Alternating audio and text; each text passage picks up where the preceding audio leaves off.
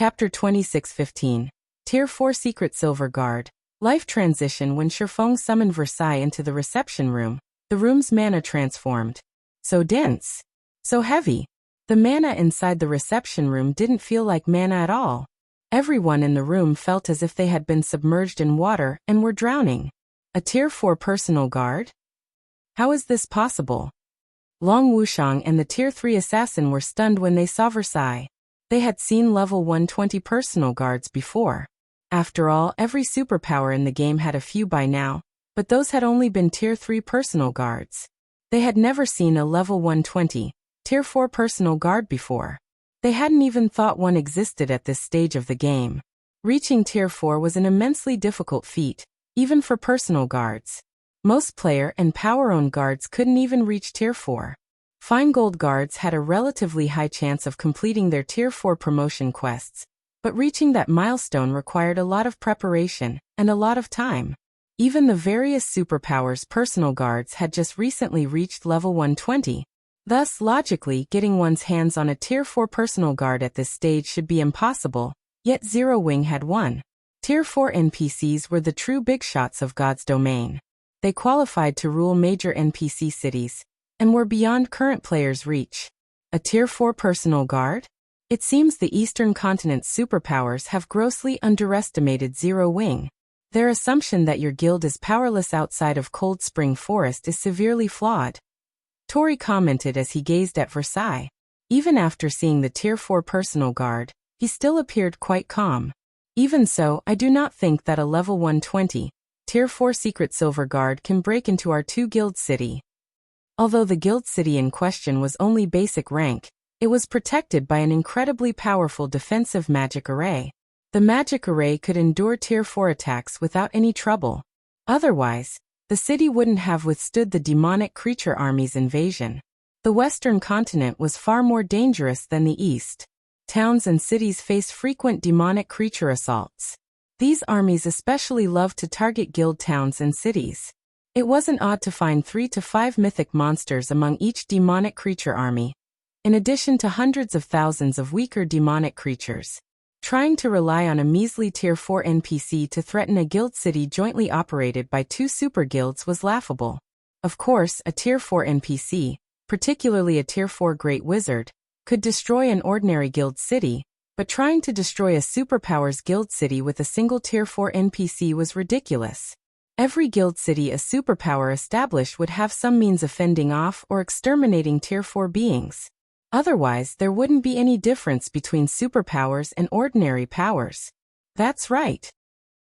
A Tier 4 Secret Silver Guard would be invincible in the fields. Unfortunately, it is not enough to threaten a superpower's guild city, Crimson Star said after snapping out of her daze. From near the reception room's doors, Long Wuxiang nodded in agreement. The strength Zero Wing had just revealed was astonishing. If Zero Wing were dealing with a weaker superpower, that power might concede to Zero Wing's demands. Unfortunately, Zero Wing was dealing with Violet Sword, a veteran super guild that was almost as powerful as the 5 great super guilds. Not even 2 or 3 Tier 4 Secret Silver Guards would be enough to change Violet Sword's mind. Indeed, a Tier 4 Secret Silver Guard would take forever just to blast open a guild city's defensive magic array, Feng agreed. Smiling, he asked, "But what if I have a Tier 4 Fine Gold ranked Great Wizard?" Impossible. Just having one Tier 4 personal guard is a miracle. How could you have another one? Crimson Star instinctively opposed Feng's calm question. A Tier 4 Secret Silver Guard wasn't strong enough to break a guild city's defensive magic array, but it would be a different story for a Tier 4 Fine Gold Guard. Generally, Fine Gold Guards possessed taboo skills and curses that allowed them to exhibit power beyond their tier. With the power of a Tier 4 taboo skill or curse, even shattering a city's defensive barrier with a single hit would be possible. However, rising from Tier 3 to Tier 4 was a major feat for personal guards. Even personal guards with extremely high growth potential would need to prepare extensively before challenging their Tier 4 promotion quest. Moreover, they still had a high chance of failing, and sending a large number of personal guards to challenge their Tier 4 promotion quest with the hope that some would succeed wasn't feasible for current guilds. When a Tier 3 personal guard wished to challenge their Tier 4 promotion quest, They needed a large number of magic cores, and not just any would do.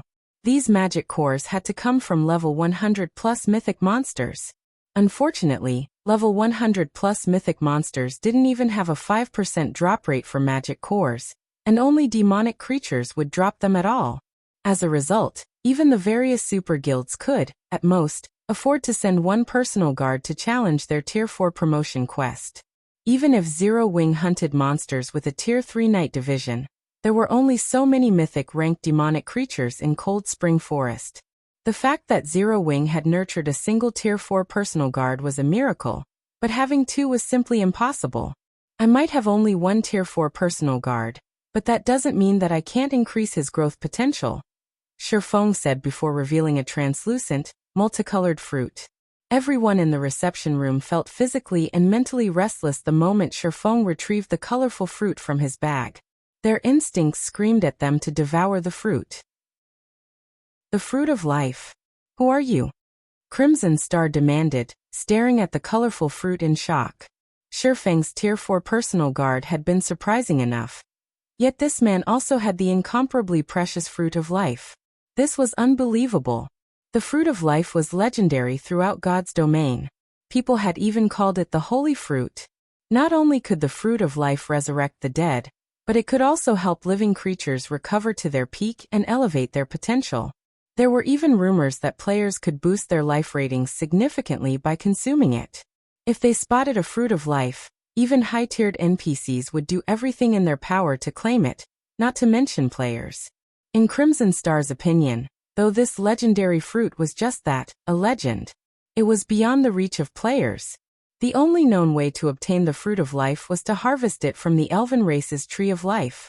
However, elves consider these fruits holy. They would never trade or sell the fruit to outsiders. If players wanted their own fruit of life, they could only obtain one by attacking a location that housed a tree of life. However, the elves' trees of life were so heavily guarded that not even Tier 6 gods could reach them. Moreover, most of the various kingdoms and empires' great and grand wizards had learned from elven great and grand wizards. Anyone that dared attack the elves' main headquarters would only make an enemy of these kingdoms and empires. No one under the heavens would be able to save them. Even Tori stared at the fruit in Feng's hand in astonishment. The fruit of life. Read latest chapters at Wuxia World. The various superpowers had been desperately searching for the item after learning about it. Based on what they had learned, there was only one way, other than raiding an elven city, to procure a fruit of life. While the elves refused to trade or sell these fruits, they sometimes offered them as gifts to players who had significantly helped their race. Hence, there were quite a few fruits lying around. Only most of these fruits of life had been given away decades, maybe centuries ago, so no one knew their current whereabouts. Even with the superpowers' powerful information networks, no one had found the slightest clue leading to these gifted fruits of life. And yet, Feng held one in his palm. "Eat it," Feng said, passing the colorful fruit to Versailles. Versailles did not hesitate, excitedly and fanatically taking the fruit. His changed attitude made the room's mana restless.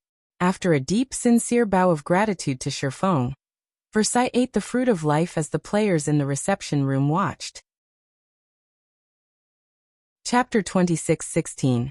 Potential Skyrockets, World Creation.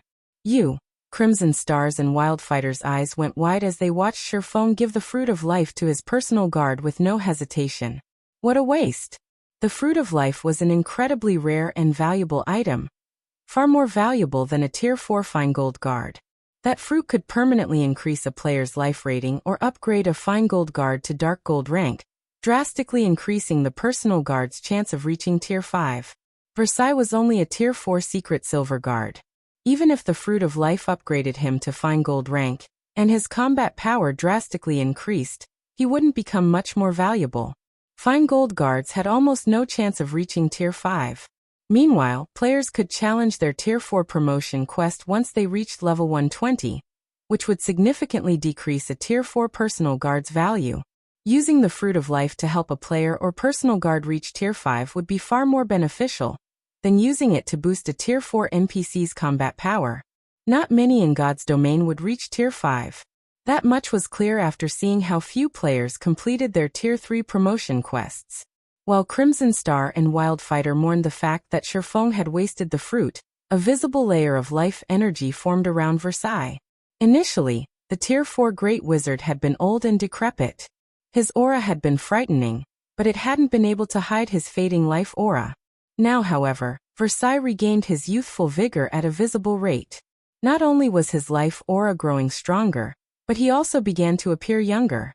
After 5 seconds, Versailles had gone from looking like someone in his 70s to someone in his 50s. As soon as the process ended, the mana density in the room skyrocketed.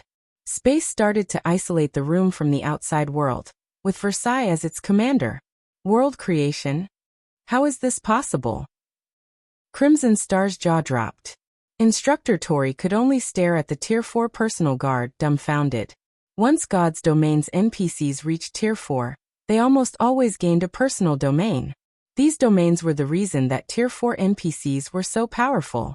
The domains NPCs gained weren't a result of a skill or spell, but naturally formed. They also weren't limited like domain skills. Not only could Tier 4 NPCs easily suppress their enemies with their natural domains, but they could also elevate their own combat power. These domains were also the reason that Tier 4 NPCs could effortlessly take on a large group of Tier 3 NPCs of the same level.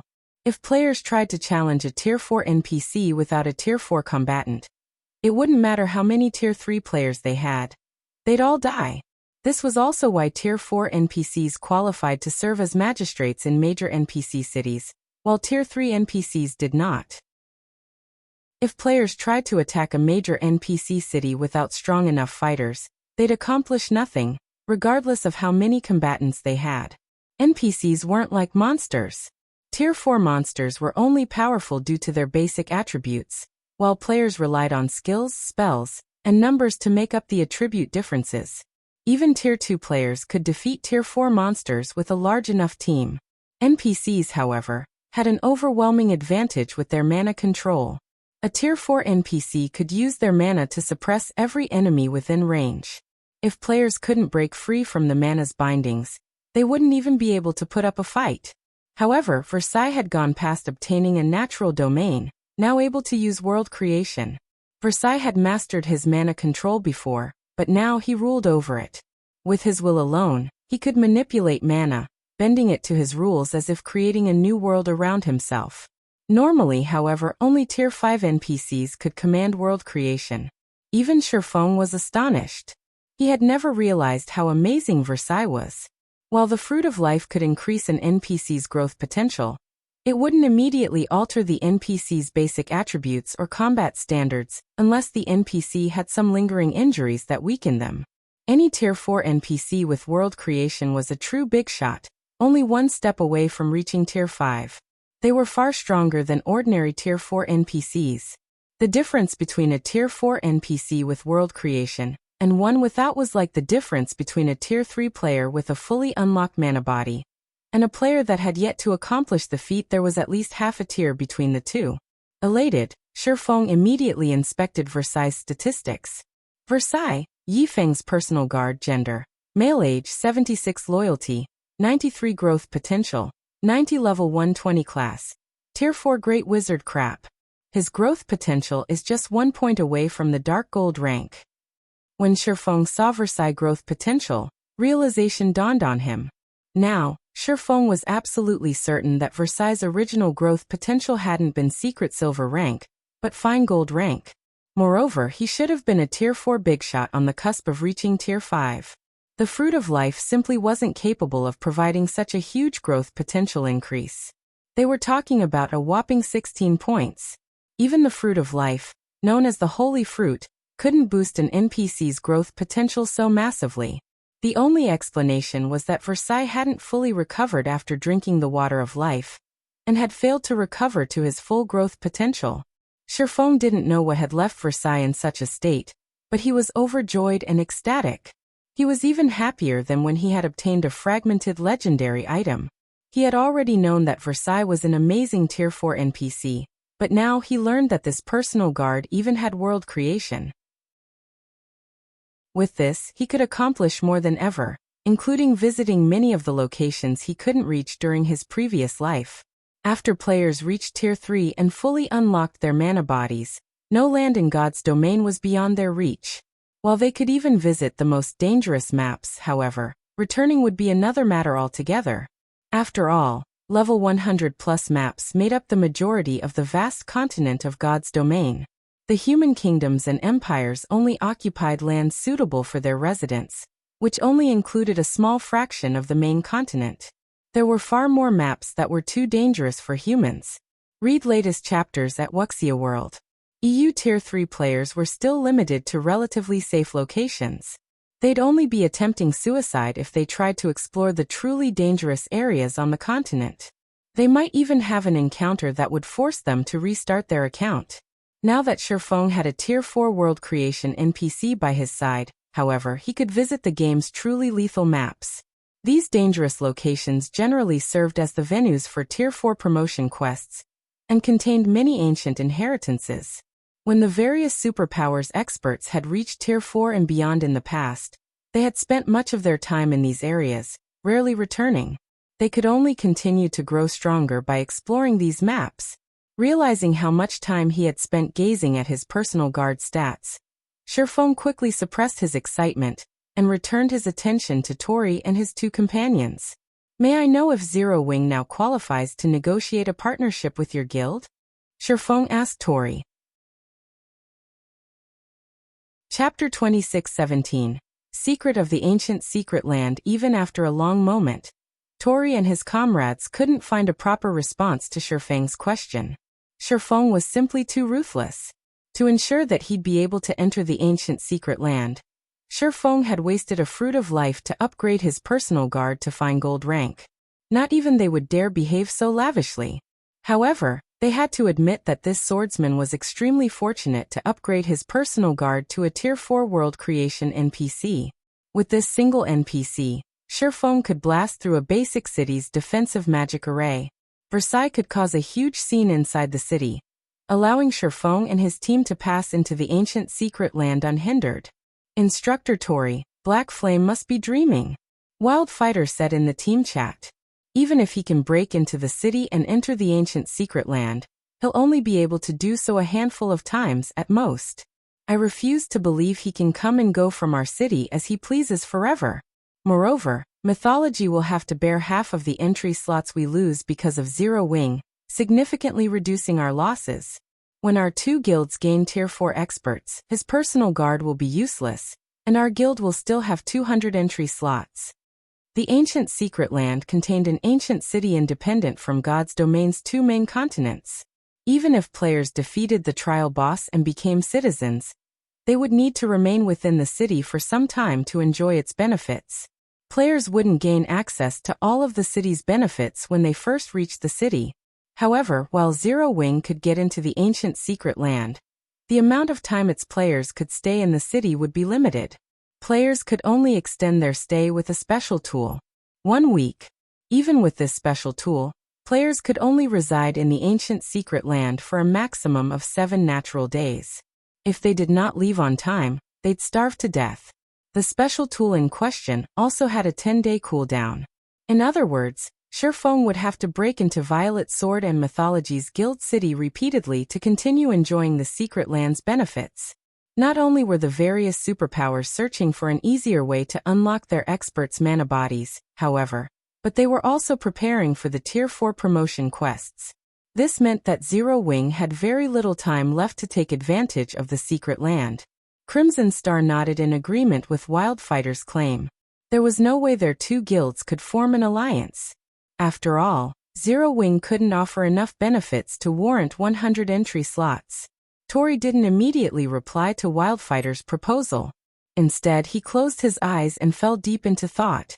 After some time, the man's eyes opened and he looked at Feng, saying, "Guild leader Black Flame, a partnership between our guilds isn't exactly out of the question." Instructor Tori. Both Wildfighter and Crimson Star were surprised to hear Tori's response. Violet Sword didn't need to agree to Feng's demands, and their guild leader and grand elders would never agree to such laughable conditions. "What are your conditions?" Feng calmly asked. Feng admitted that he had demanded quite a bit, but he had no choice. This was all for the sake of helping Zero Wings members reach Tier 4. With the guild's current resources, he could only guarantee that a few select individuals would complete their promotion quests. Everyone else's chances were minute at best. If Zero Wing couldn't nurture enough Tier 4 experts, it would struggle to defend its current resources and territory. Too many superpowers targeted his guild, and they were only powerless against Zero Wing now due to the Night Division and its guild city's formidable defenses. However, once the era of Tier 4 dawned, destroying guild cities wouldn't just become possible, it'd become common. When God's domain had reached the Tier 4 era in the past, it had been the craziest chapter of the game's history. The various superpowers had fought like madmen, destroying countless guild cities. Many had even been annihilated. This was also one of the reasons that Feng was so desperate to reach Tier 4. Although he could rely on Versailles to force his way into the ancient secret land, that wasn't a long-term plan. Allying with Violet Sword was his best option. He'd only resort to force if the Super Guild refused to work with him. I only require that you assist us with one thing, Guild Leader Black Flame, Tori said. So long as you complete this task, we will agree to all of your conditions. What is it? Tori's statement piqued Feng's curiosity. He hadn't expected this man to agree to his conditions so easily. It's quite simple. I just need you to clear the ancient secret land's hero trial, Tori declared. Once you clear it, we'll agree to your demands, but if you fail, we'll ask you to leave. When the time comes, our guilds will rely on their own strength to enter the ancient secret land. The hero trial? Feng was a little confused. As far as he could remember, the ancient secret land's trial only had 2 difficulties, and neither was called hero. The hero trial? Instructor Tori, that's too risky. We only have one opportunity. We will not get another chance if we fail. How can Zero Wings people possibly complete it? Wildfighter anxiously complained. The ancient secret land's trial only had 2 difficulties on the surface, normal and elite. However, as a bonus for activating the ancient secret land, they had the opportunity to face an even harder trial. The hero trial. As long as players cleared the normal trial, they'd become official citizens in the ancient city, enjoying the various benefits the city had to offer. However, based on Violet Sword's research, clearing the hero trial would instantly grant the players noble status. There was a huge difference between the benefits a noble had access to and those of an ordinary citizen. While players could improve their rank, rising to noble status would require a ridiculous amount of time and effort. Unfortunately, Violet Sword only had one chance to attempt the hero trial.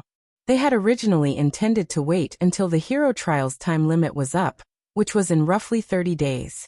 That way, they'd have the best possible chance of clearing the trial. However, not only had Tori just suggested they face the hero trial sooner than planned, but he also requested Zero Wings members clear it. While Zero Wings members had fully unlocked their mana bodies, their combat standards were far from satisfactory. Asking Zero Wings members to clear the hero trial would be a huge waste. If you fail the hero trial, I'd like Zero Wing to refrain from targeting the ancient secret land for 10 days. Are you willing to accept this challenge, Guild Leader Black Flame? Tori asked Feng. As Tori finished his question, realization dawned on Wildfighter and Crimson Star. Read latest chapters at Wuxia World. EU while using the hero trial to gain a 10-day buffer was somewhat extravagant. It would give Violet Sword more than enough time to prepare for the normal trial. Once Violet Sword completed the trial, and its members became ordinary citizens in the ancient city, Zero Wing wouldn't be able to affect the guild's development over much, even if they made it into the ancient secret land. In fact, Zero Wing might not be allowed in the city as a result. Of course, Feng had to agree to the challenge first. Guild Leader Black Flame, do you dare to accept this challenge? Violet Sword has spent an enormous amount of resources to secure this ancient secret land. We can't simply hand over half of our available slots for nothing. You, at least, need to prove that Zero Wing can earn these slots, Crimson Star prodded, faintly smiling at Feng. Deal. I agree to your conditions, Feng replied after giving the matter some thought. However, I have an additional requirement. If you can agree to it, we will sign the contract immediately. Otherwise, as Instructor Tori has said, we will have to rely on our own strength to get into the secret land. What's this requirement? Wildfighter asked, curious. Chapter 26:18. Ancient Legacy. Earlier, I stated that I want the first pick of the trial boss's loot. That condition still stands, but I'm sure you're aware of how difficult the hero trial is. 100 Zero-Wing members won't be enough to clear it, Feng calmly stated. Hence, I need your full cooperation. I repeat, your full cooperation. I will choose the 200 raid team members from among my people. Of course, you can send a few dozen players as well. Once we clear the trial, we'll each take half of the given entry slots. I'm sure that's a fitting trade-off, don't you think? By the time Feng finished speaking, Wildfighter and Crimson Star were stunned. Neither of them had expected Feng to make such an outrageous demand. They had thought this swordsman would propose a more excessive condition, such as requiring Violet Swords members to serve as cannon fodder. They had mentally prepared to watch their members die several times. However, they had never dreamed that Feng wouldn't demand an even higher price, but offer to include more of his guild members in the raid. Even Aqua Rose, Long Wuxiang, and the others near the reception room's door were flabbergasted. Feng's last condition meant Zero-Wing would do all the work for Violet Sword. It was insane. That won't be a problem. As long as you clear the hero trial, select any raid members you want. In fact, we won't even impose a penalty if our guild members die in the raid, Tori said. Although he was similarly surprised by Feng's proposal, he nodded in agreement. However, our people will ignore your orders if they think the raid is impossible, and you ask them to throw their lives away. Violet Sword had already prepared for multiple team wipes if it meant clearing the hero trial. Since Feng's condition would reduce the number of casualties their guild suffered, Tori was more than willing to agree. If that's the case, I agree, Feng said, nodding. Give me 3 days. I'll lead my men to the ancient secret land in 3 days. Meanwhile, Silent Wonder will remain here to help you. 3 days should be enough time for you to prepare the necessary tools. 3 days. Wildfighter frowned slightly. He hadn't thought Feng would want to act so soon. He had assumed they'd have around 5 days to prepare. Including the agreed-upon 10-day buffer, Violet Sword might have been able to gather enough experts to complete the elite trial. That won't be a problem. You may enter Violet Light City in 3 days. We will be waiting for you there, Tori said. Following which, Feng and Tori signed a contract. If Zero-Wing cleared the hero trial, Violet Sword would surrender 100 entry slots to the ancient secret land. If Zero-Wing failed, the guild would be prohibited from setting foot in the secret land for 10 days. With the contract signed, Feng promptly left Holy Flame City. Guild leader, 3 days isn't enough time. We can't even transfer 100 players to the Western continent within 3 days. And why did you offer to bring even more of our people into this raid? Aqua Rose asked from behind Feng on the Thunder Eagle. Exploring secret lands always had a high casualty rate. While a team could reap plenty of benefits, Zero-Wing would only receive a fraction of what this secret land had to offer. Violet Sword would gain the most benefit. Zero-Wing didn't need to sacrifice so many members just to help this super guild gain access. Long Wuxiang found Feng's decision a bit odd, as well, but since he wasn't a member of Zero-Wing, he was in no position to question the swordsman. If this were an ordinary secret land, I wouldn't have offered to contribute so much manpower, but we're talking about a secret land that has survived since ancient times. Moreover, we're going to challenge this land's trial, Feng said, smiling. What do you think a trial is? Isn't it a test of strength that grants bountiful rewards when cleared? Aqua Rose replied, confused by her guild leader's question. That much was common knowledge in God's domain. You're only half correct, Feng said, shaking his head. Half? Aqua Rose's confusion grew. What do you mean? A trail is also an excellent training opportunity, Feng explained. It is true that God's domain's trails test players' strength, but a larger part of the reason for their existence is to help players grow even stronger. This is especially true with the trials from ancient times. The rewards are only a bonus for clearing these ancient trials. The trial itself is far more valuable. These trials contain complete legacies from ancient times. Even breaking past the mana body's 100% limit could be possible, if we can comprehend a fraction of these legacies. Why else would there only be one opportunity to challenge the ancient Secret Lands hero trial? Before players had reached Tier 4, and began to explore the game's truly dangerous locations in the past, everyone had regarded trials like dungeons, nothing more. However, once players had reached Tier 4 and begun exploring these areas, they had found one ancient trial after another. As these Tier 4 experts continued to clear the ancient trials, they continued to grow stronger. Everyone realized how important God's Domain's trials were after this discovery, especially those that had survived intact since ancient times. Every ancient trial was a golden opportunity. Since Violet Sword had offered to abandon the chance to challenge the ancient Secret Lands hero trial, Feng had to take advantage of this opportunity. He had even almost failed to contain his excitement and exposed the hero trial's secrets when Tori had stated the condition. If possible, Feng wanted to monopolize all 200 raid slots, but Violet Sword would need a representative to claim the ancient city's entry slots, so it would have to send a few players, regardless of its desires. Guild Leader, are you saying that we can use this trial to unlock more of our members' mana bodies? Excitement flashed in Aqua Rose's eyes. If this were true, they had just hit the jackpot. She had experienced ancient times training systems personally. The best example was the Extraordinary Tower. Her training was many times more efficient in that tower than anywhere else she had been in God's Domain. It was also thanks to the Extraordinary Tower that she could fight Domain Realm experts, despite only having reached the Void Realm. If she and Zero Wing's other members could improve their combat standards and mana control, they'd have a much easier time with their Tier 4 promotion quests. Why would it be that easy? We only have one opportunity to face the trial. Whether you gain anything from it will depend on you. Feng replied, rolling his eyes. Not even 1 in 10,000 Tier 3 experts would cross the mana body's 100% threshold. How could all of Zero Wing's members make a breakthrough after facing a single trial? Read latest chapters at Wuxia World. This was just like with the Extraordinary Tower. Despite the tower's exceptional training mechanisms regarding the realms of truth, many Zero Wing core members had yet to reach the truth realm.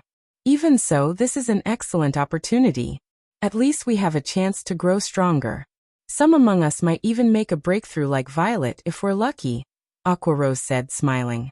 Long Wuxiang, who sat nearby, was tempted as he eavesdropped on the conversation.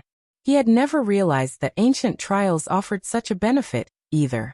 He had seen the strength one gained when they unlocked more than 100% of their mana body. Violet Cloud hadn't even reached the Domain Realm, yet she had defeated Sinful Flame. In the end, Long Wuxiang couldn't contain himself and asked Feng, Guild Leader Black Flame, may I know if you'd be willing to sell some of the entry slots to Azure? Of course, we will pay a sufficient price. You may state any demands you wish. Chapter 26:19. Unfathomable. Zero Wing. Long Wuxiang's request surprised Aqua Rose and the others a little.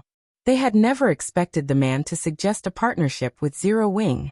Long Wuxiang was an extremely prideful man. Even after Zero Wing had put on an outstanding display of strength during Azure's family competition, his attitude toward them and their guild had only improved from indifferent to normal. Rather, he merely saw Zero Wing as an equal now. The Azure Chamber of Commerce rivaled super guilds, after all, and while it might not be a match for Zero Wing and Violet Sword's gift for nurturing talented players, the Chamber's influence, resources, and manpower were far beyond that of Zero Wing. Moreover, Azure's family competition this year had only involved the younger members from the 5 main shareholder families. Not all of Azure's young talents had participated. Most of the Chamber's younger experts weren't even from the 5 main shareholder families, and some of them were even stronger than Xiaoqian. However, they didn't have the necessary qualifications to participate in the family competitions. Since Azure is willing to cooperate, I don't mind selling a few slots. But how many do you want, Elder Long? Feng asked, not surprised in the least by Long Wuxiang's request. Aqua Rose and the others, on the other hand, didn't realize how important the younger generation was to the various superpowers. To the various superpowers, the younger members were their future. Take the Azure Chamber of Commerce, for example. A large part of the reason for the guild's current achievements was the value it placed on nurturing young talents. In contrast, some first-rate guilds never rose beyond that, despite their many decades of experience, because they didn't value their younger members. Unless first-rate guilds recruited an astonishing genius, they remained first-rate for the rest of their existences. Since Feng had exposed the fact that players could potentially grow stronger through the ancient Secret Lands hero trial, he had expected Long Wuxiang to instantly consider a partnership with Zero Wing, regardless of the man's pride. Long Wuxiang's instincts as one of Azure's Grand Elders was also why Feng had fearlessly informed Aqua Rose of the hero trial's peculiarities. If he hadn't wanted anything, he would have had the discussion away from Long Wuxiang. Allying with Azure was of the utmost importance since Zero Wing didn't have any power on the western continent, aside from the Starlight Fortress. If Zero Wing wanted to secure a stable foothold in the west, it needed to ally itself with the local superpowers. While Divine Tribe was a powerful ally, the guild's commercial abilities couldn't compare to Azure's. Divine Tribe couldn't offer Zero Wing any assistance with intercontinental travel, either. Moreover, Zero Wing already had a dialogue with Azure due to Silent Wonder. Partnering with Azure would be a safer and more reliable option. Purchasing 30 or 40 slots would be fantastic, but if that's not possible, we'll be happy with 10 as well. Guild leader Black Flame, Long Wuxiang hesitantly ventured after giving the matter some thought. The Azure Chamber of Commerce was a massive organization. The guild needed to nurture all of its young talents, including those from the shareholder families and those who weren't. With enough slots, he could help the rest of the guild's younger experts. Of course, if Feng refused, he at least had to purchase enough for the 5 main shareholder families. 40. After giving the matter some thought, Feng said, "That's fine, but you will have to agree to 3 conditions." "That's fine." Long Wuxiang's eyes lit up. Eagerly he continued, "Please state your conditions." Guild leader Black Flame, "We'll even agree to 4 or 5 demands." 40 entry slots would be more than enough for the 5 main families' young talents, but he'd also be able to include the outside experts. If this negotiation succeeded, the guild's neutral elders and grand elders would definitely side with the Long family. "First, I want Azure's help with a matter. I need to transport some of Zero Wing's members to the western continent in 3 days. We'll need 100 or so," Feng said. "That won't be a problem. 3 days is more than enough time. When the time comes, just have them gather in the Ten Saints Empire." Long Wuxiang agreed without hesitation. Intercontinental travel might be difficult for other superpowers, but that was no problem for Azure. Not even transporting 200 players would be a problem. At most, they'd have to spend more magic crystals. For my second condition, I want a medium shipyard and a plot of golden land in the Silvermoon Empire's Ocean Tide City, Feng continued. Trade between the 2 main continents would rely on naval transportation in the future.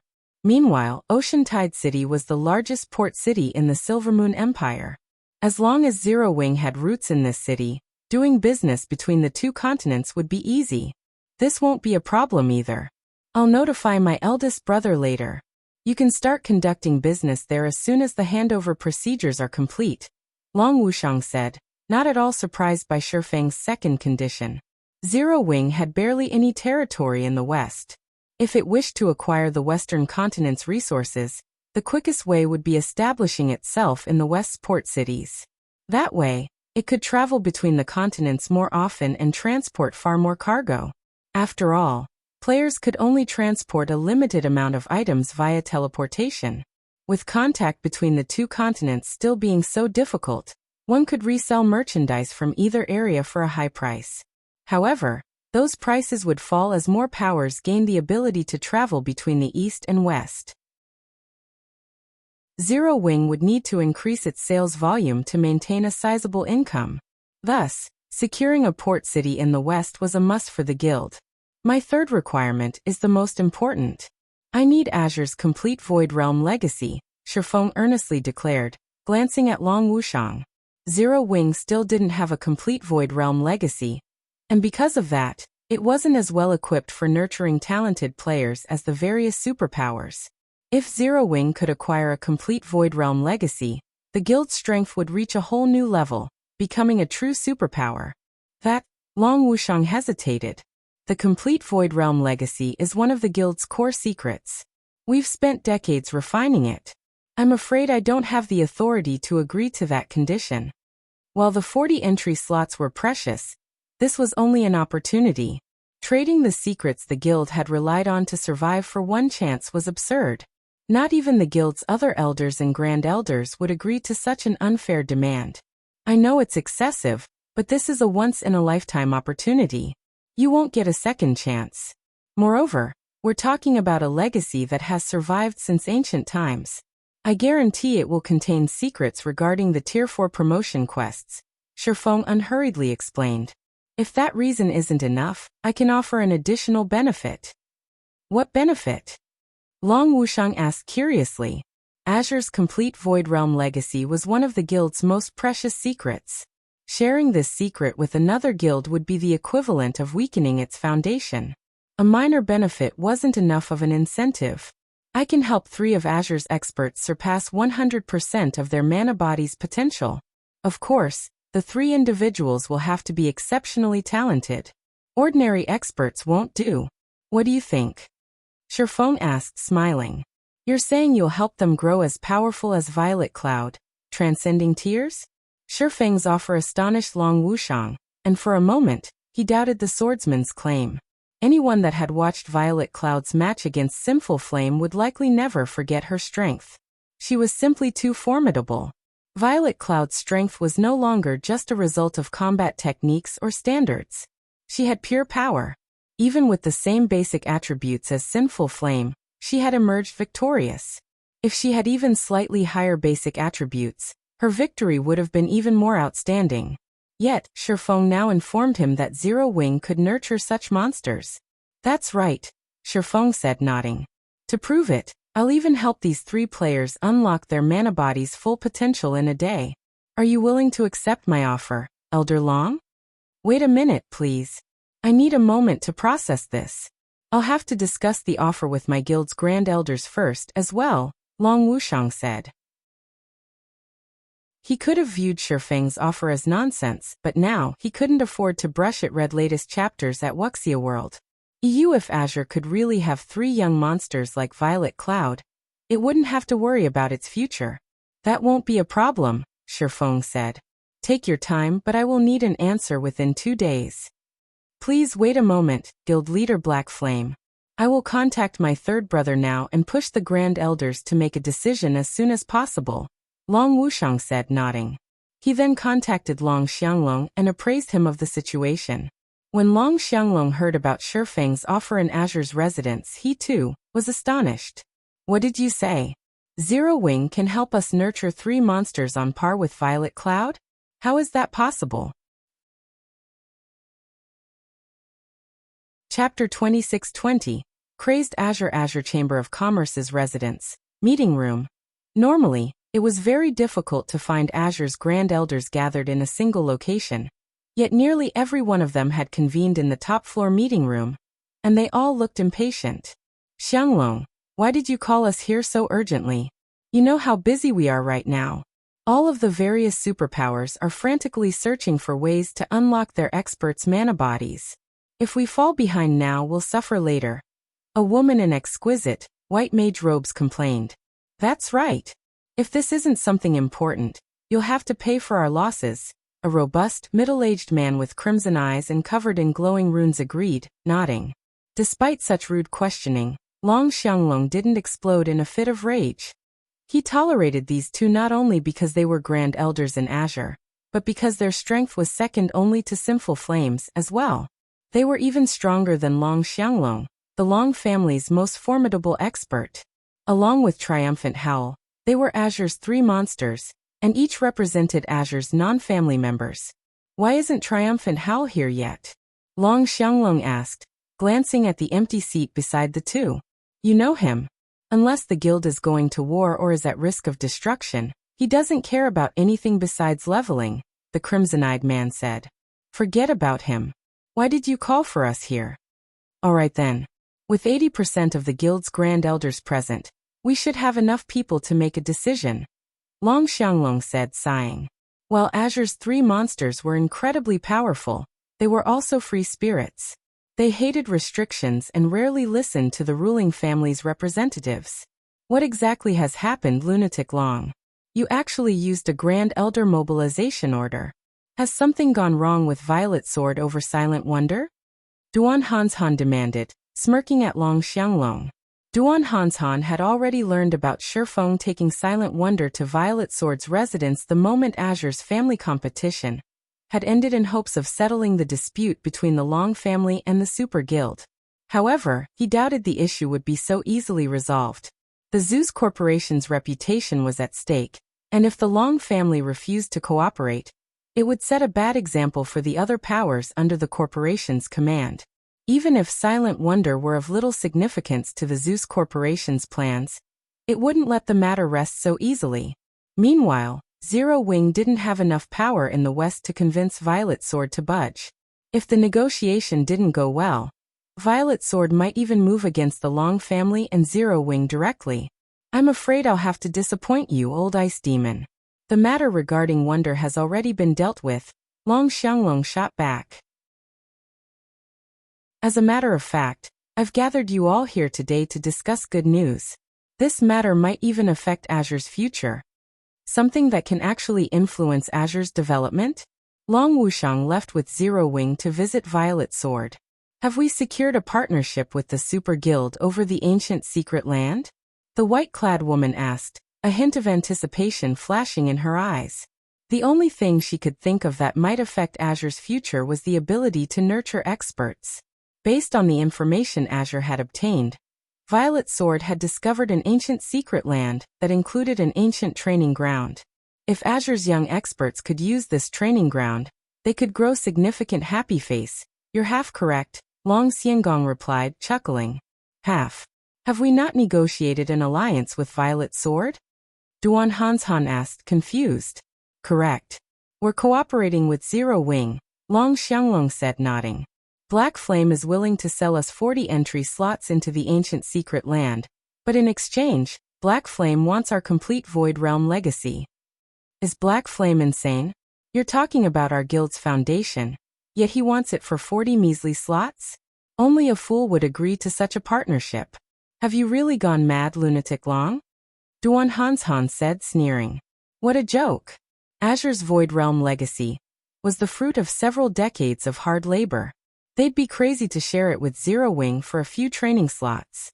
This data was enough to help an ordinary power become a superpower in just a few short years.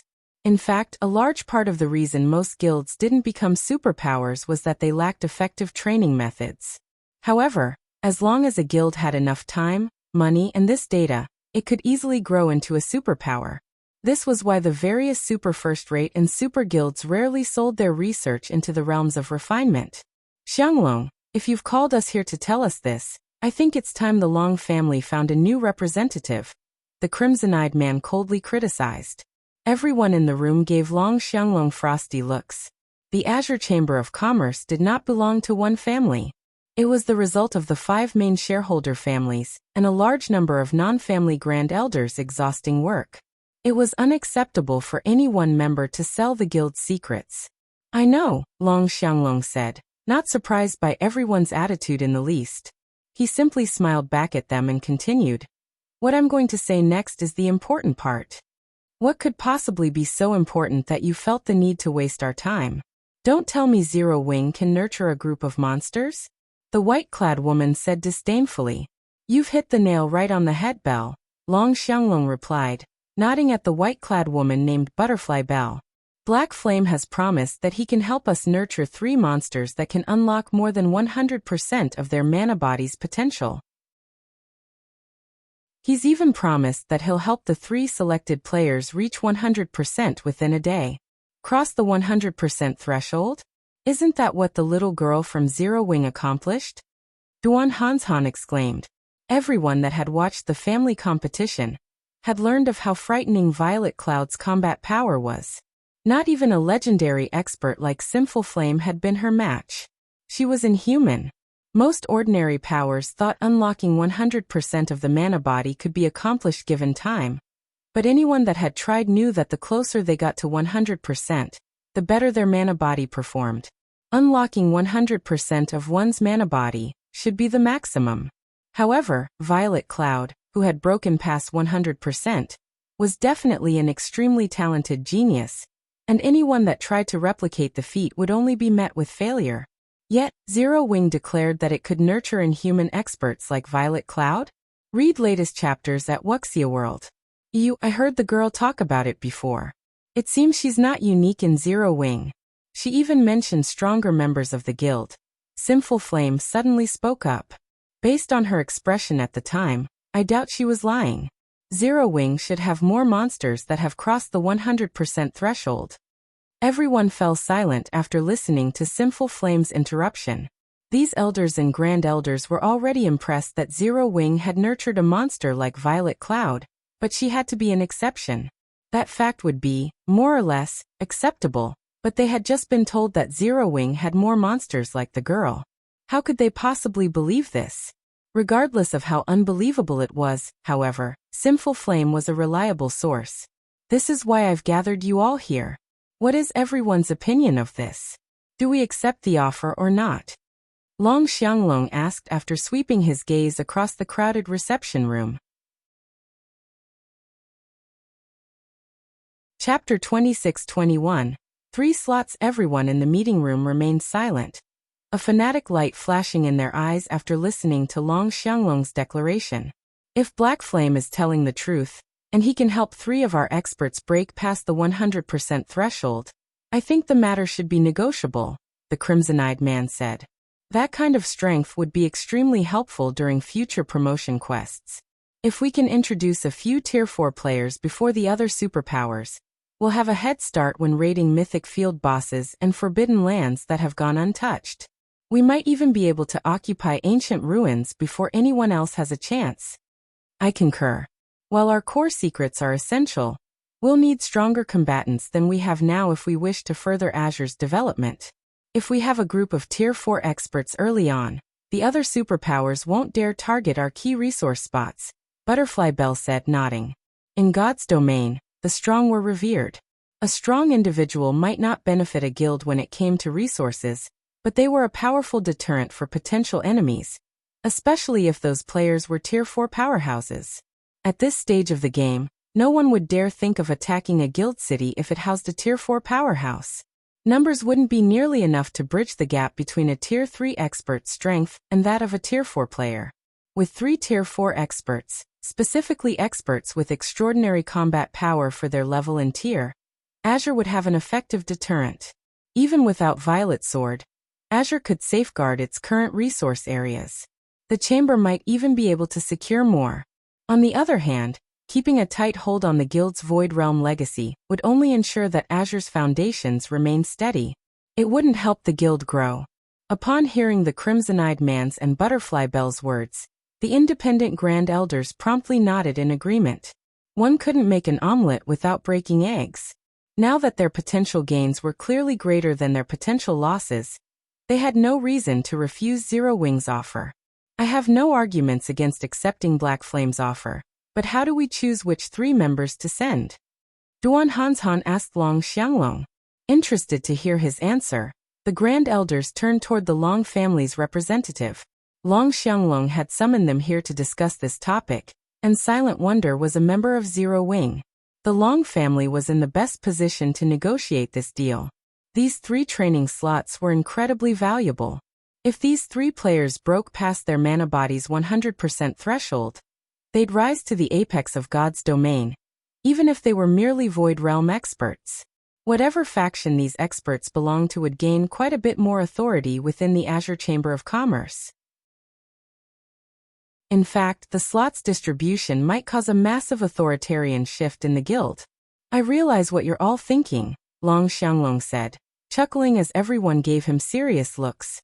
Rest assured, the Long family won't try to claim one of the slots for an unworthy candidate.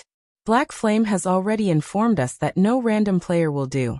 The 3 selected individuals must have incredible potential to make a breakthrough. As usual, the 5 families will have priority in selecting 2 players, and if one of their selections isn't a match for the Independence reserve member, that player will take their place. What does everyone think? Taking the initiative, Butterfly Bell said. In that case, I nominate Boss Flame. We all know his strength and potential. I'm sure everyone can imagine how helpful he'd be to the guild if Boss Flame grows even stronger. As for the younger generation, Solitary Frost is unmatched, and we don't have anyone who can surpass Silk Moon's talent. What are your thoughts? The Independent Grand Elders silently nodded their agreement to the suggestion. Normally, such opportunities were reserved for the younger generation, but Sinful Flame was Azure's strongest expert. If he could increase his strength, not only would he become a better deterrent for Azure, but he could also solidify the Independent Grand Elders' authority. They didn't mind giving up a training slot for this.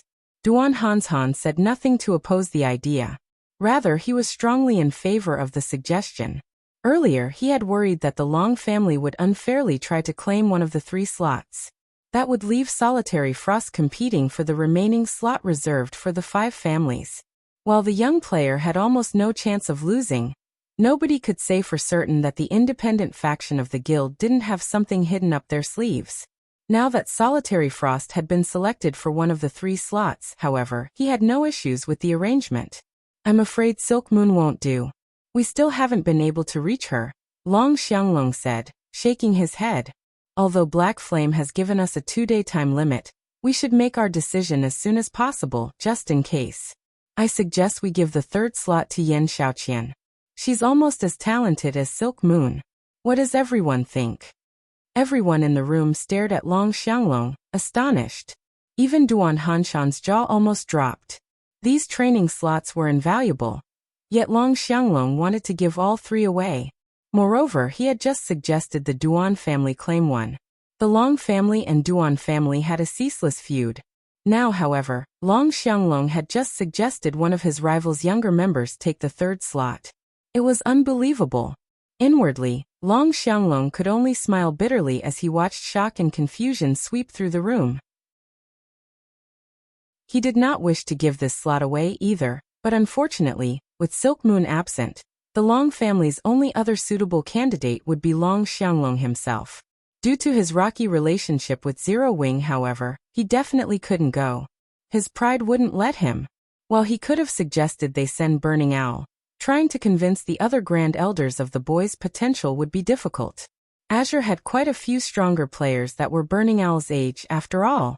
Since the Long family was going to lose its slot no matter what, he might as well do the Duan family a favor. In any case, the Long family still had Silent Wonder, and because of her, it would have plenty of chances to benefit off of Zero Wing.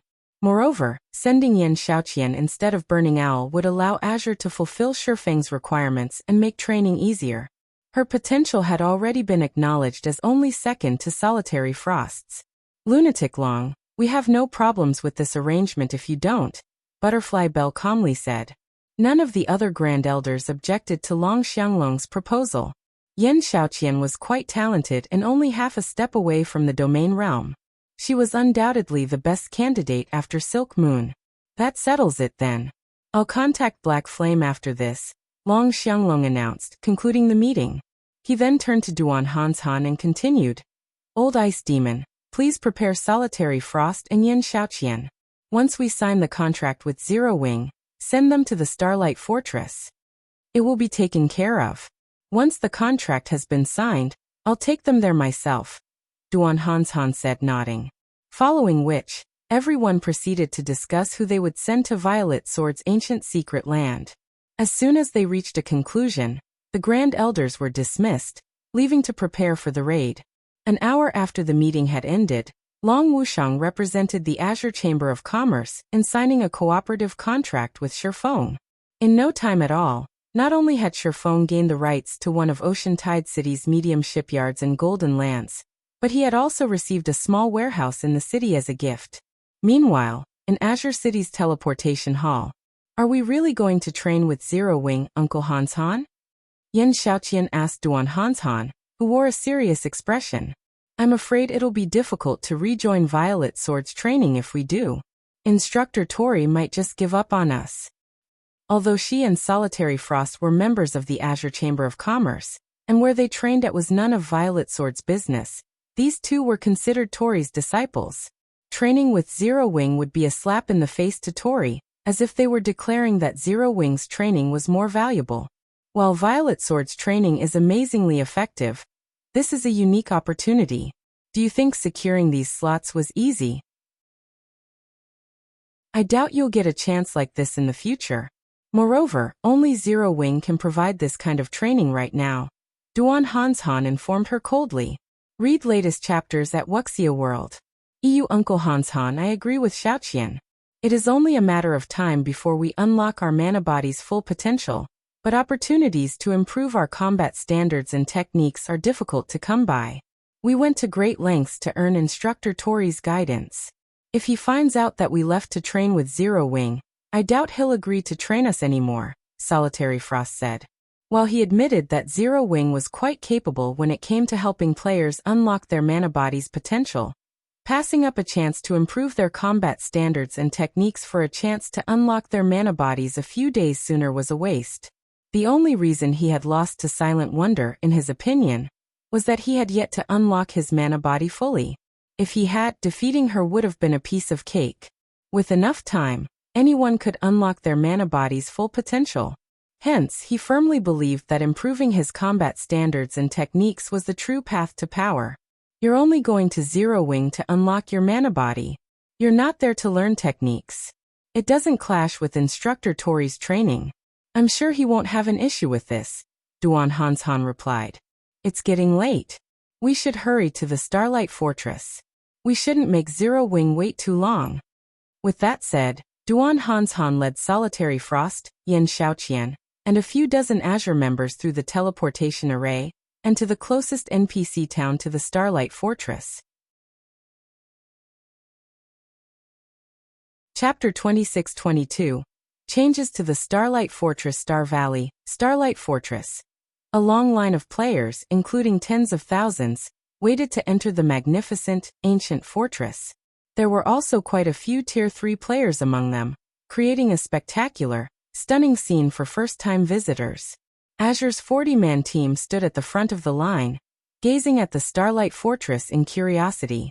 There are so many Tier 3 experts here. One of Azure's Tier 3 players exclaimed, glancing at the line of players behind him. Tier 3 players were still incredibly rare, and even the various major powers considered their Tier 3 experts mainstays in the guild. However, Tier 3 experts were a common sight in the Starlight Fortress. Almost 1 out of every 10 players was a Tier 3 expert. It was amazing. I've heard that quite a few experts have come to the Starlight Fortress for the Demon God's legacy, but aren't there a little too many here? A level 110, Tier 3 male guardian knight, another Azure member, commented. He could sense that many of the Tier 3 experts he saw were Refinement Realm experts. Some had even reached the Flowing Water Realm as he had. The mana here feels different too. It's very calming, and it somehow feels complete. Standing here, it's easier to sense mana than elsewhere, a level 109, Tier 3 female elementalist said. If I could rest and train here, my mana control would improve far quicker than training in the outside world. While Azure's young talents chatted amongst themselves, Solitary Frost and Yin Xiaoqian stared at the fortress, just as surprised by its mana as everyone else. So this is 3 supreme elements mana? It really is extraordinary.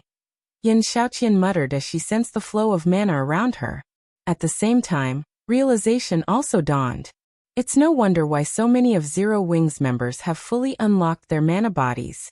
If they live in such an environment, their mana control will only grow stronger with time. They'll also have a much easier time unlocking their mana body's potential. The Starlight Fortress's mana, which contained the 3 supreme elements, was no longer a secret to the various superpowers. Only none of the superpowers had bothered to expose this secret to the public. Naturally, independent players with keen senses had kept their mouths shut, as well, since they wanted to take full advantage of the fortress's benefits. After all, the Starlight Fortress could only house a limited number of player residents. This environment is only a close match for that of ancient times? Solitary Frost wondered, shocked as he bathed in the fortress's mana. He hadn't thought the fortress's environment, which supposedly rivaled that of ancient times, was overly important. It was only close, not the real deal. How could any location in God's domain still have the same environment as before the Great Destruction? In his opinion, the past had only had so many more powerhouses than the present because of how many complete legacies had been available during ancient times. There was no way it could have been because of some ancient environment. Of course, the environment during ancient times had been incredibly mana-dense, but all of the various superpowers had their own special training grounds with high mana density. Some of those training grounds even had mana that was far denser than during ancient times. After reaching the Starlight Fortress and experiencing its mana firsthand, however, Solitary Frost realized how sorely mistaken he had been. Even as a melee player, he could feel his mana affinity growing. Although his affinity didn't increase much, only 10% to 20% at most, this had already significantly improved his mana control. At his standards, as long as he found a good place to train within the Starlight Fortress, he'd likely unlock his mana body's full potential within just 10 days. It was no wonder how Zero Wing had nurtured so many experts with fully unlocked mana bodies. The Starlight Fortress's environment even astounded Duan Hanshan. Damn it! This isn't what I was told. According to the Intelligence Department's report, the mana here should only help players with sharp perception of mana unlock their mana bodies, not ordinary Tier 3 experts. When Duan Hanshan glanced back at the players waiting to enter the fortress, he couldn't help the urge to pummel Azure's Intelligence Department. Duan Hanshan didn't realize that Azure's intelligence reports had been, for the most part, accurate regarding the fortress's environment when it had first opened, but as time had passed, and the Starlight Fortress's magic array had continued to absorb more of the three supreme elements' mana from its surroundings, the fortress's mana had steadily improved. Now, even Tier 3 experts who barely noticed mana could reap immense benefits from the Starlight Fortress's environment. As Azure's members fell into a heated discussion over the fortress's mana, a crimson-eyed, blonde woman in silver light armor and carrying a runic greatsword emerged from the fortress. The players in line fell silent the moment they noticed this woman. She was none other than Phythalia, the Starlight Fortress's manager. Phythalia had taken care of many Tier 3 experts and teams that had tried to cause trouble outside of the Starlight Fortress. Just 2 days ago, she had single-handedly annihilated a superpower's 100-man, Tier 3 team. After her terrifying display of strength, some players, who had still considered causing trouble, abandoned the notion. Phythalia's inhuman strength was a direct result of unlocking her mana body's full potential. And now, not even ordinary domain realm experts could be her match. Greetings. You must from the Azure Chamber of Commerce.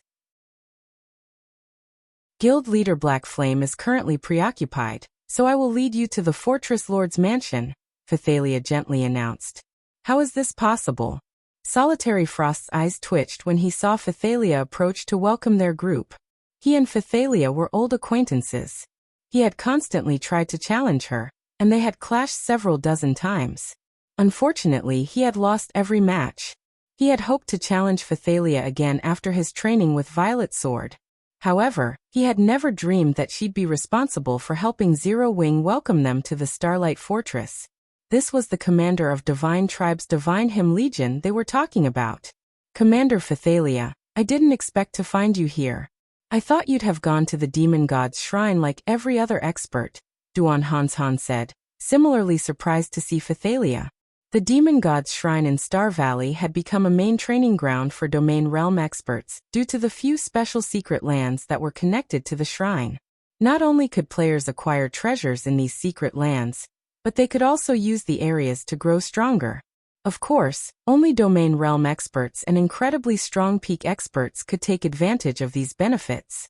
Due to the powerful monsters and traps within the secret lands, even ordinary peak experts would meet a swift end if they tried to explore them. Moreover, entering the demon god's shrine wasn't an easy task.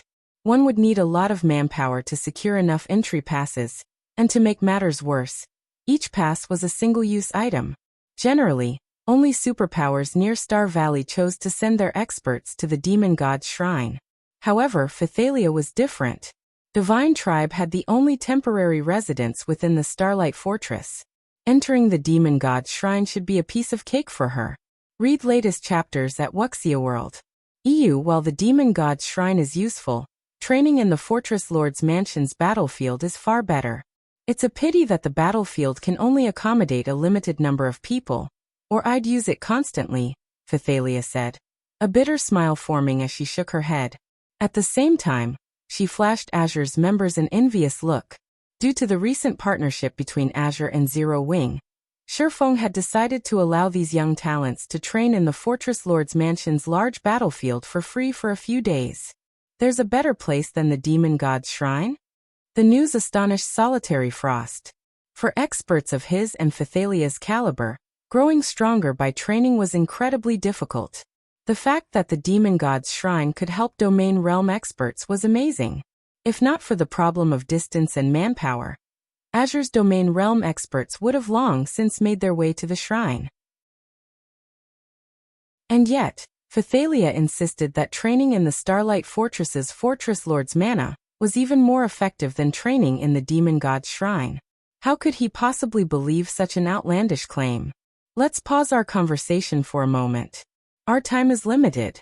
We should head to the mansion immediately, Phythalia said, ignoring the confused looks Azure's members gave her, and leading these players straight to the Fortress Lord's Mansion. Chapter 26-23, Zero Wing's True Foundation? Starlight Fortress, Fortress Lord's Mansion. As the heart of the Starlight Fortress, the mana within the Fortress Lord's Mansion had changed significantly. From the outside, it looked as if the mansion and its surroundings were encased in a layer of crystals, and the breathtaking sight attracted every passerby's attention. Amazing! The mana here is at least 50% denser than in the outside world. It's no wonder why you deem this to be an excellent training ground, Commander Phythalia. Duan Hanshan praised as he marveled at the glittering castle before him. The Starlight Fortress's mana density had already been extraordinary. It had been so high that it had even rivaled, possibly surpassed, the various superpowers' special training grounds. However, the Fortress Lord's Mansion had even denser mana. One would be hard-pressed to find another location on the Western continent with such dense mana. If players could train in such rich, special mana, their efficiency would skyrocket. Even domain realm experts like Duan Hanshan could likely benefit from an environment with such abundant mana. However, Phythalia merely chuckled in response. Without comment, she led Azure's group into the heavily guarded Fortress Lord's Mansion.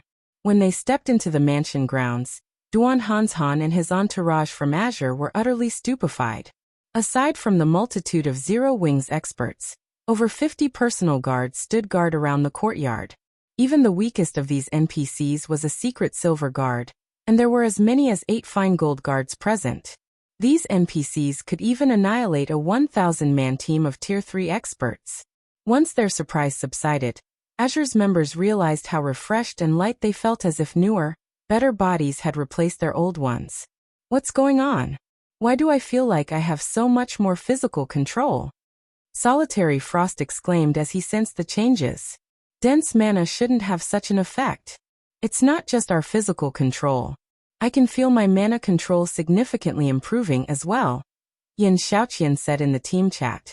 It's no wonder why Guild Leader Blackflame is so confident that he can help us fully unlock our mana bodies quickly and cross the 100% threshold. They had experienced plenty of mana-rich environments before, including places with denser mana than the Fortress Lord's Mansion. Yet none of those places had affected them in this way. They hadn't moved past the mansion's front courtyard. Yet Xiaoqian sensed a tremendous increase to her combat power. If she could train here for a while, she was confident that she'd reach the domain realm in no time. Her mana control would reach a whole new level, as well. Sensing the changes, Duan Hanshan turned to Phythalia and asked, Commander Phythalia, didn't our agreement with Guild Leader Blackflame only entail 3 training slots? Has there been some mistake? According to Azure's agreement with Feng, Azure would receive 40 entry slots into Violet Sword's ancient secret land. As a bonus, Zero Wing would also help 3 of Azure's members unlock their mana body's full potential and break past the 100% threshold. Aside from Sinful Flame, Solitary Frost, and Xiaoqian. Azure's members had only come to the Starlight Fortress to prepare for the trip to the ancient secret land and undergo some simple training beforehand. However, Phythalia had led their entire team to this sacred training ground. There must have been some misunderstanding. There's no mistake. All of you will train here for the next few days. As for the 3 slots, those trainees will go somewhere else. Unfortunately, I don't qualify to go with them, Phythalia said, chuckling. The Fortress Lord's mansion was a one-of-a-kind training environment, so it wasn't unexpected that Duan Hanshan would misunderstand. If possible, Divine Tribe would negotiate for a long-term alliance with Zero Wing to train in the Fortress Lord's mansion, but it had a limited number of combat rooms. To ensure its own members could continue their development, Zero Wing could only afford to lease a few of these rooms. The only reason that Zero Wing was willing to splurge and lend 40 combat rooms to Azure's members was the high price the chamber had paid. What? The 3 candidates won't be trained here? Duan Hanshan was a little shocked. He still had his doubts that Feng could help Sinful Flame, Solitary Frost, and Xiaoqian unlock their mana body's full potential in a single day, much less help them cross the 100% threshold. However, after witnessing the Fortress Lord's mansion, Duan Hanshan wondered if the feat were actually possible. After all, this environment drastically improved players' physical and mana control. Azure certainly had nothing like this. Not even Violet Sword had such a wondrous training environment. However, Phythalia had just clearly stated that this precious area wasn't the 3 candidates' trade carrot going somewhere even better. How could Duan Hanshan possibly accept such a concept as truth? Even Solitary Frost and Xiaoqian wondered if the commander were playing some trick, using this as an opportunity to boost Zero Wing's reputation. After giving the matter some thought, however, they quickly dismissed these assumptions. Phythalia had no reason to lie to them. Not only was she the commander of Divine Tribe's second strongest trump card legion, but she was also a famous expert in the West. Why would she lie about such a trivial matter? You're finally here. Our guild leader has been waiting for you for quite some time. The 3 people selected for training, please follow me. Everyone else, please wait outside. While Azure's members were dazed, a man wearing Zero Wing's guild emblem approached from the castle. However, neither Duan Hanshan nor his team had noticed his presence. It felt as if this man didn't actually exist. Yin Tianqing? How is he so strong? Aren't his combat techniques basically a match for those 3 monsters? Duan Hanshan gave the man before him a suspicious look. According to the report he received on Zero Wing, Yin Tianqing was only an ordinary domain realm expert. Yet he had obviously made considerable progress in the domain realm. Yin Tianqing was now entirely capable of standing toe-to-toe with Butterfly Belle and her comrades. Uncle Hanshan, should we go? Xiaoqian asked. Go on. Make sure you listen to Elder Flame later, understand? Duan Hanshan said, nodding. He had only seen Zero Wing as a guild with no foundation, relying entirely on its guild leader for its success. In fact, most superpowers assumed Zero Wing's overall combat power was only on par with ordinary superpowers.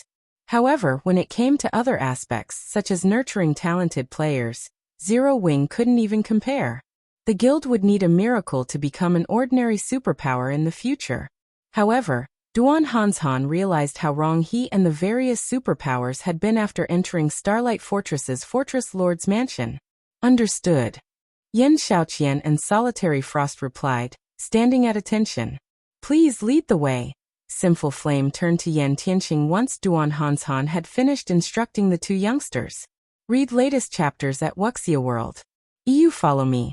Yin Tianqing responded with a nod. Yin Tianqing then led Sinful Flame's 3 into the mansion's lobby and to the legacy room, which was located in the heart of the mansion. 2 level 122, tier 3, fine gold guards stood before the legacy room. Not even Sinful Flame would dare make a rash move before these 2 personal guards. When the doors parted, Sinful Flame and the 2 young experts noticed a man standing in the legacy room. He was manipulating the room's magic array, and all of the elemental mana within flowed around him. As the man continued his work, the mana around him grew astonishingly dense, eventually condensing into a white mist. Elemental control. Mana mist. How is this possible? Xiaoqian stared with wide eyes, shocked at the man within the room. Chapter 26-24. Astonishing Legacy Room. The term elemental control was foreign to ordinary players and most expert players. Normally, players would only understand what elemental control was after they had reached Tier 3 and started attempting to unlock their mana bodies. To achieve elemental control was to exert precision control over every type of mana. To accomplish that, one had to understand the properties of the different types of mana in existence. At the very least, one had to grasp the principles behind driving the 4 major elements.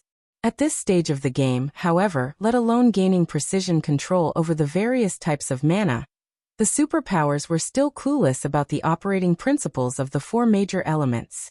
Hence, even Domain Realm Magical class players were incapable of elemental control.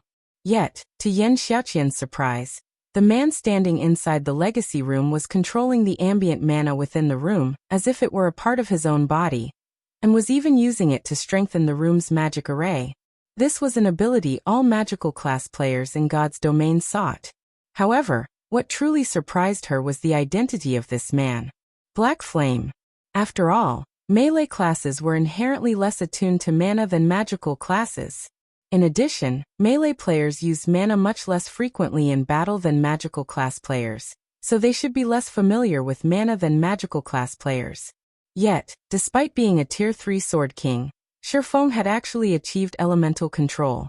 "You're here," Feng said, and promptly accelerated the operation of the legacy room's magic array. He then continued, "The room's magic array is nearly fully operational.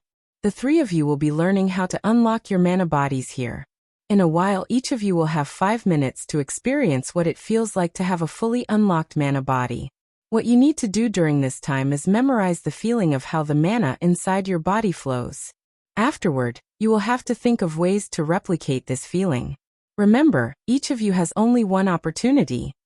Experience a fully unlocked mana body for 5 minutes?" Xiaoqian was surprised at Feng's words.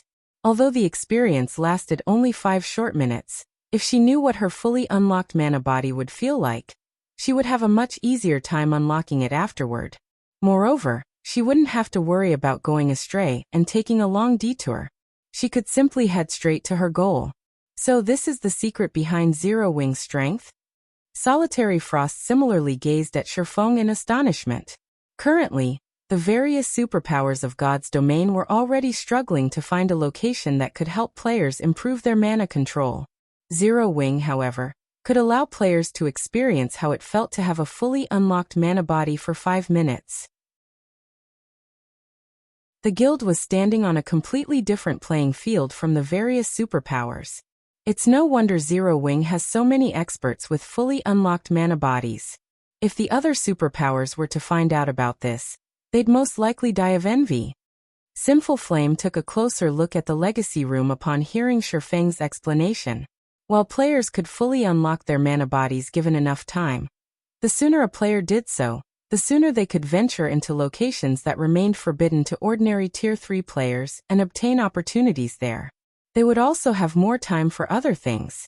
After all, exploring the mana body took up a lot of time and energy. Hence, shortening this exploratory period was also something the various superpowers were currently working on. After fully activating the legacy room's magic array, Feng turned his gaze to Sinful Flame and the others and asked, "Alright, who's first?" "I'll go first. Solitary Frost and Xiaoqian will enter after me," Sinful Flame said. Both Solitary Frost and Xiaoqian nodded in agreement, neither of them dissatisfied by Sinful Flame's decision, as they understood that the first person to experience the legacy room would benefit the least. After all, none of them knew what it felt like to possess a fully unlocked mana body, so they didn't know what they should do to maximize the benefits from the legacy room. By going in later, they would have Sinful Flame's opinions and suggestions for getting a better experience. "Very well.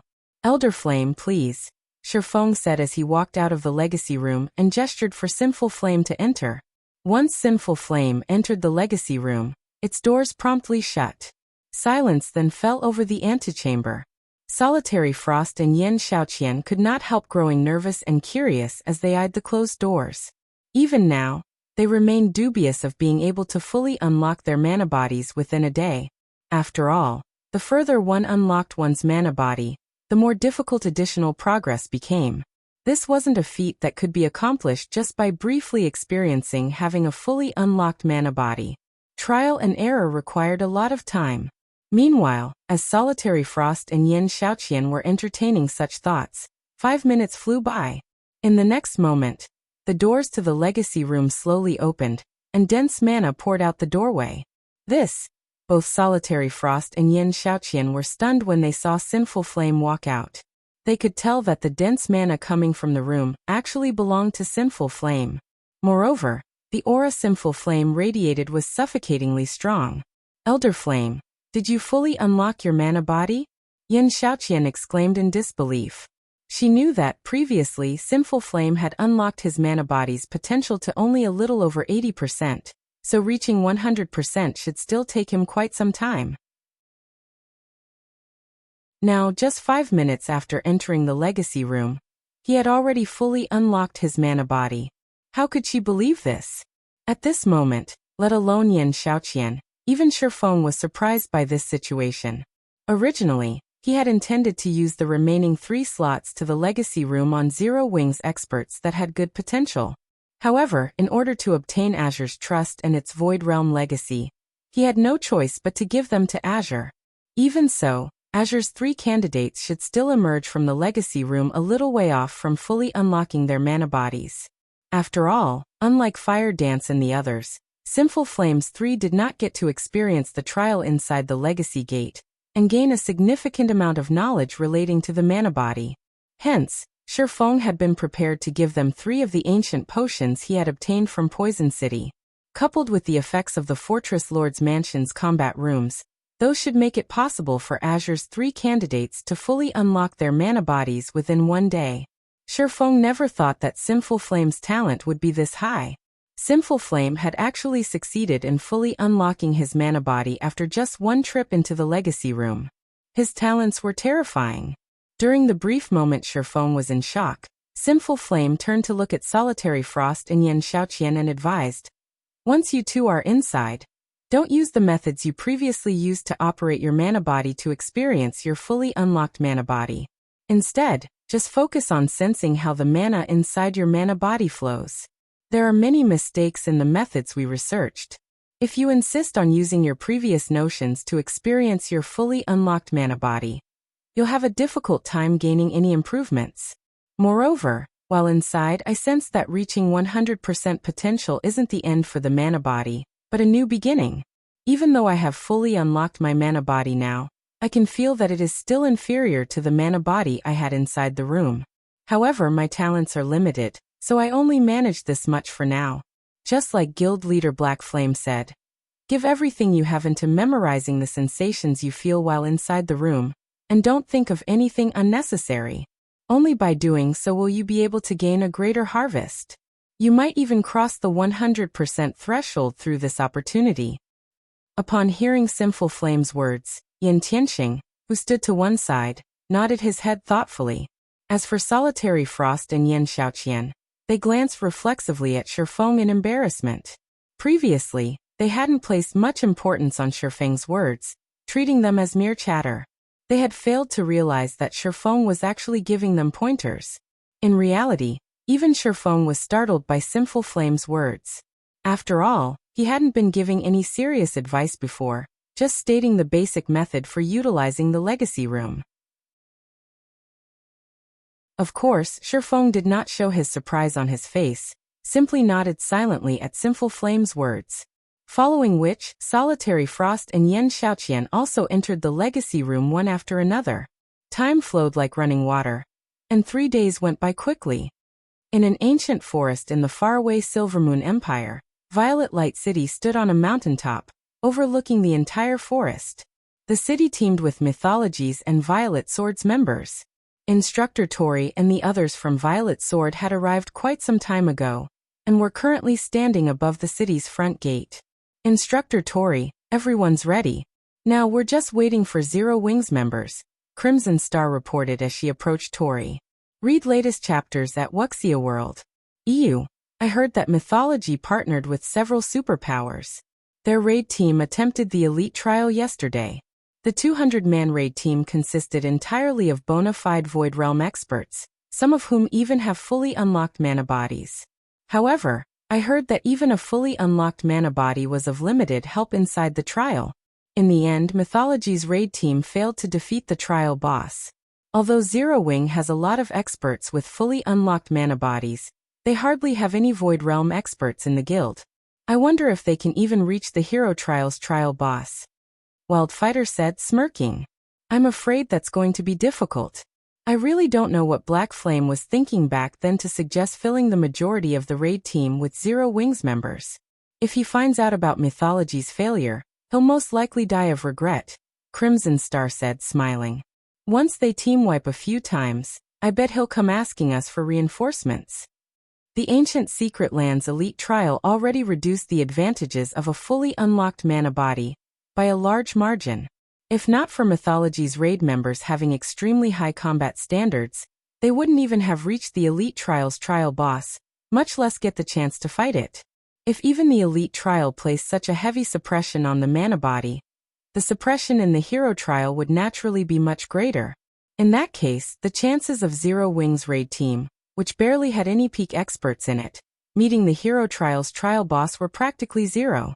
While Wildfighter and Crimson Star were conversing, a steel behemoth and several gigantic flying mounts approached Violet Light City, their arrival causing a commotion throughout Violet Light City. Chapter 26-25, Foolish Azure, they're finally here. When Wildfighter saw the approaching Crimson Dragon flying ship and flying mounts, he revealed a faint smile on his face as he commented, "What a grand entrance. It's a pity that they don't know just how much suppression the Ancient Secret Lands trial places on the mana bodies of players. In the end, they'll just be wasting their time and energy. Too bad we have to waste our chance to challenge the Hero Trial as well," Crimson Star said, sighing. Although Violet Sword had managed to produce the necessary tools for prolonging players' survival inside the Ancient Secret Land ahead of schedule, thanks to Silent Wonder's help, and caught up to Mythology's production speed, Violet Sword had also lost an opportunity to surpass Mythology. Based on their understanding of the Ancient Secret Lands Elite Trial, they were bound to conquer it if given another 10 days or so. However, the privileges players would obtain from the Elite Trial were far inferior to those of the Hero Trial. This matter is no longer relevant. Although we will be losing our opportunity to challenge the Hero Trial, Mythology won't necessarily be able to clear it, either.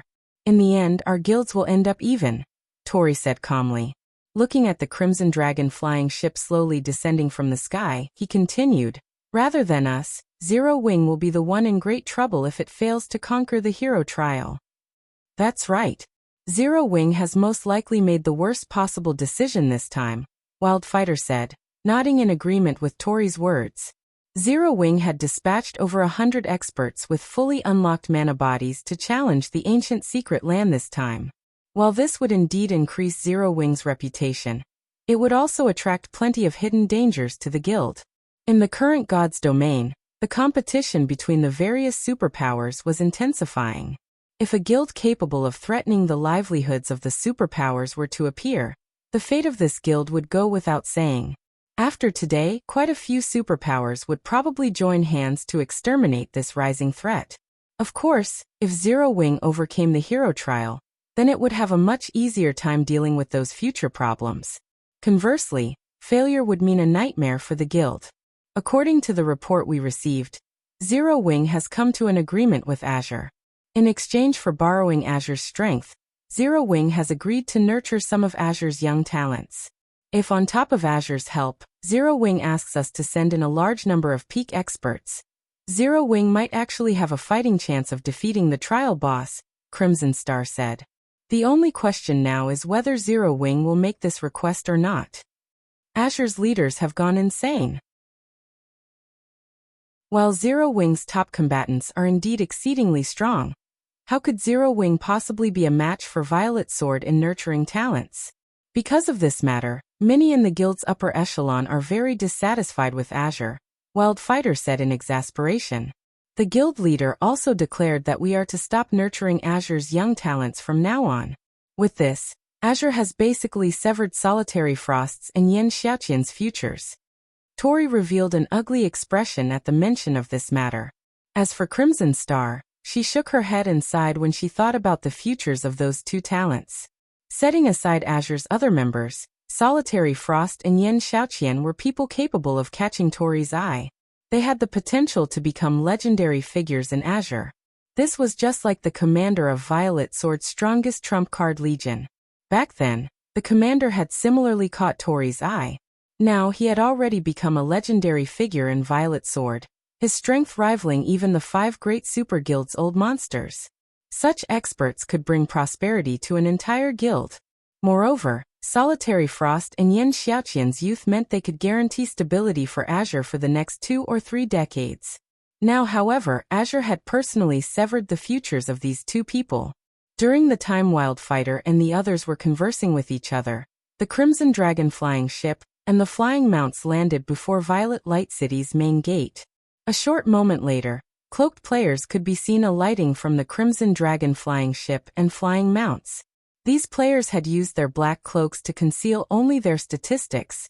They did not bother covering up their appearances and guild emblems, so it was very easy to discern their identities. It seems Azure is taking its partnership with Zero Wing quite seriously. It actually sent Sinful Flame along on this expedition.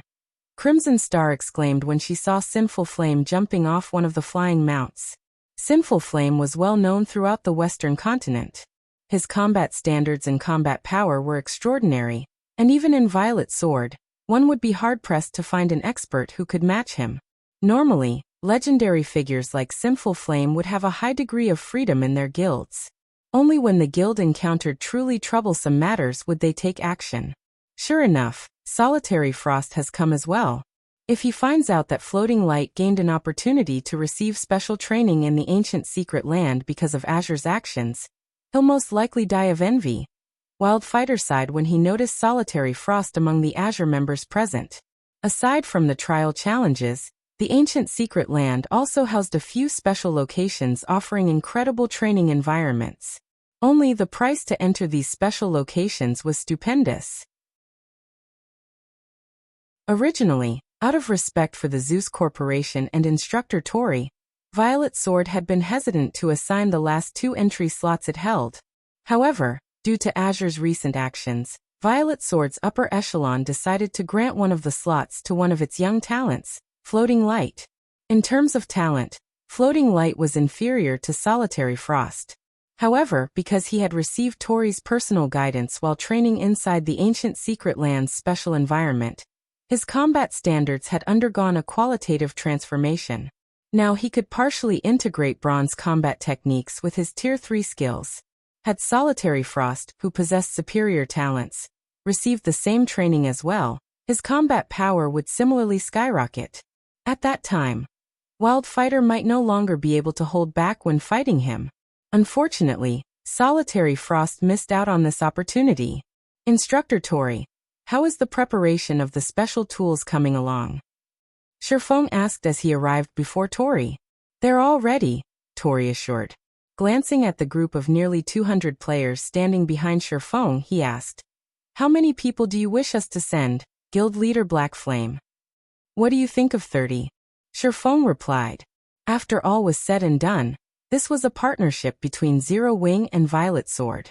Hence, after giving the matter some thought, he decided to have Violet Sword send 30 players to join the raid team. A number that was neither too high nor too low. With this, when the raid succeeded, Violet Sword wouldn't seem completely unrelated. The Super Guild should also have no problem dispatching this number of peak experts. 30? That's fine with us, Tori said while stroking his white beard. He then turned to Wildfighter and Crimson Star and said, "Afterward, you two will personally lead the team and provide your full support to Guild Leader Black Flame." Understood. Wildfighter and Crimson Star responded simultaneously. However, when Violet Sword's experts heard Tori commanding Wildfighter and Crimson Star to participate in the raid, they were baffled. In their opinion, it was already a big deal for Tori to have Vice Commander Floating Light, a domain realm expert, take part in the raid. They never thought that he would have two of the guild's prestigious instructors participate as well. Read latest chapters at Wuxia World. Anybody capable of becoming an instructor in Violet Sword was part of the core upper echelon of the guild. Rarely would these individuals lead a guild expedition. And if they did, the mission would normally be critical. Now, however, Tori was actually sending not one, but two instructors to participate in the raid. If word of this matter spread, it would definitely cause a sensation in the guild. All right, make the necessary preparations according to our previous arrangements, Wildfighter commanded as he looked at the team of experts standing behind him. At Wildfighter's command, 28 of the peak and apex experts present promptly went into action. Guild leader Black Flame, please follow me. We still need to walk quite a distance to reach the secret land's entrance, Crimson Star said calmly as she approached Feng.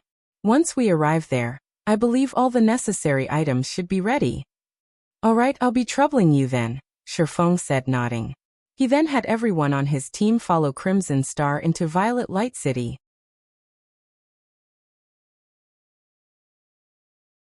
Chapter 26-26. Ancient Mana. The sight of Crimson Star guiding Zero Wing's team through Violet Light City triggered discussions among the players residing in the city. Who are those people? Violet Sword's Crimson Star is actually guiding them. It's not just Crimson Star. I heard that Violet Sword's instructor Tori personally welcomed those people at the front gate just now. Amazing. Could those people be big shots of some super guild? Mythology's members grew curious when they saw Feng's group. Violet Sword's members, on the other hand, found this situation astonishing. Crimson Star was one of Violet Sword's Grand Elders. Even when the guild leader of an ordinary superpower visited Violet Sword, she would appear only to give a brief greeting, at most. She definitely wouldn't take the initiative to guide them. Meanwhile, standing on the walls protecting the ancient castle in the heart of Violet Light City, a team of 30-plus players was quietly observing Feng's group. Every member of this team was a Tier 3 expert at level 113 or above. Zero Wing's members are finally here. An assassin youth with two short swords said coldly as he eyed Feng with killing intent. Sandstorm, you'd better not do anything rash. They are currently Violet Sword's guests. A tall woman carrying a war hammer and a sturdy shield, standing beside the youth warned. Relax. I know that much, Sandstorm assured as he concealed his killing intent. However, our agreement with Violet Sword is limited to the city. Once they enter the secret land, they'll be fair game. At that time, we'll get our revenge for the humiliation we suffered at the Starlight Fortress. I'm going to teach Zero Wing how foolish it is to offend our vice commander. That's for sure, the tall woman said nodding.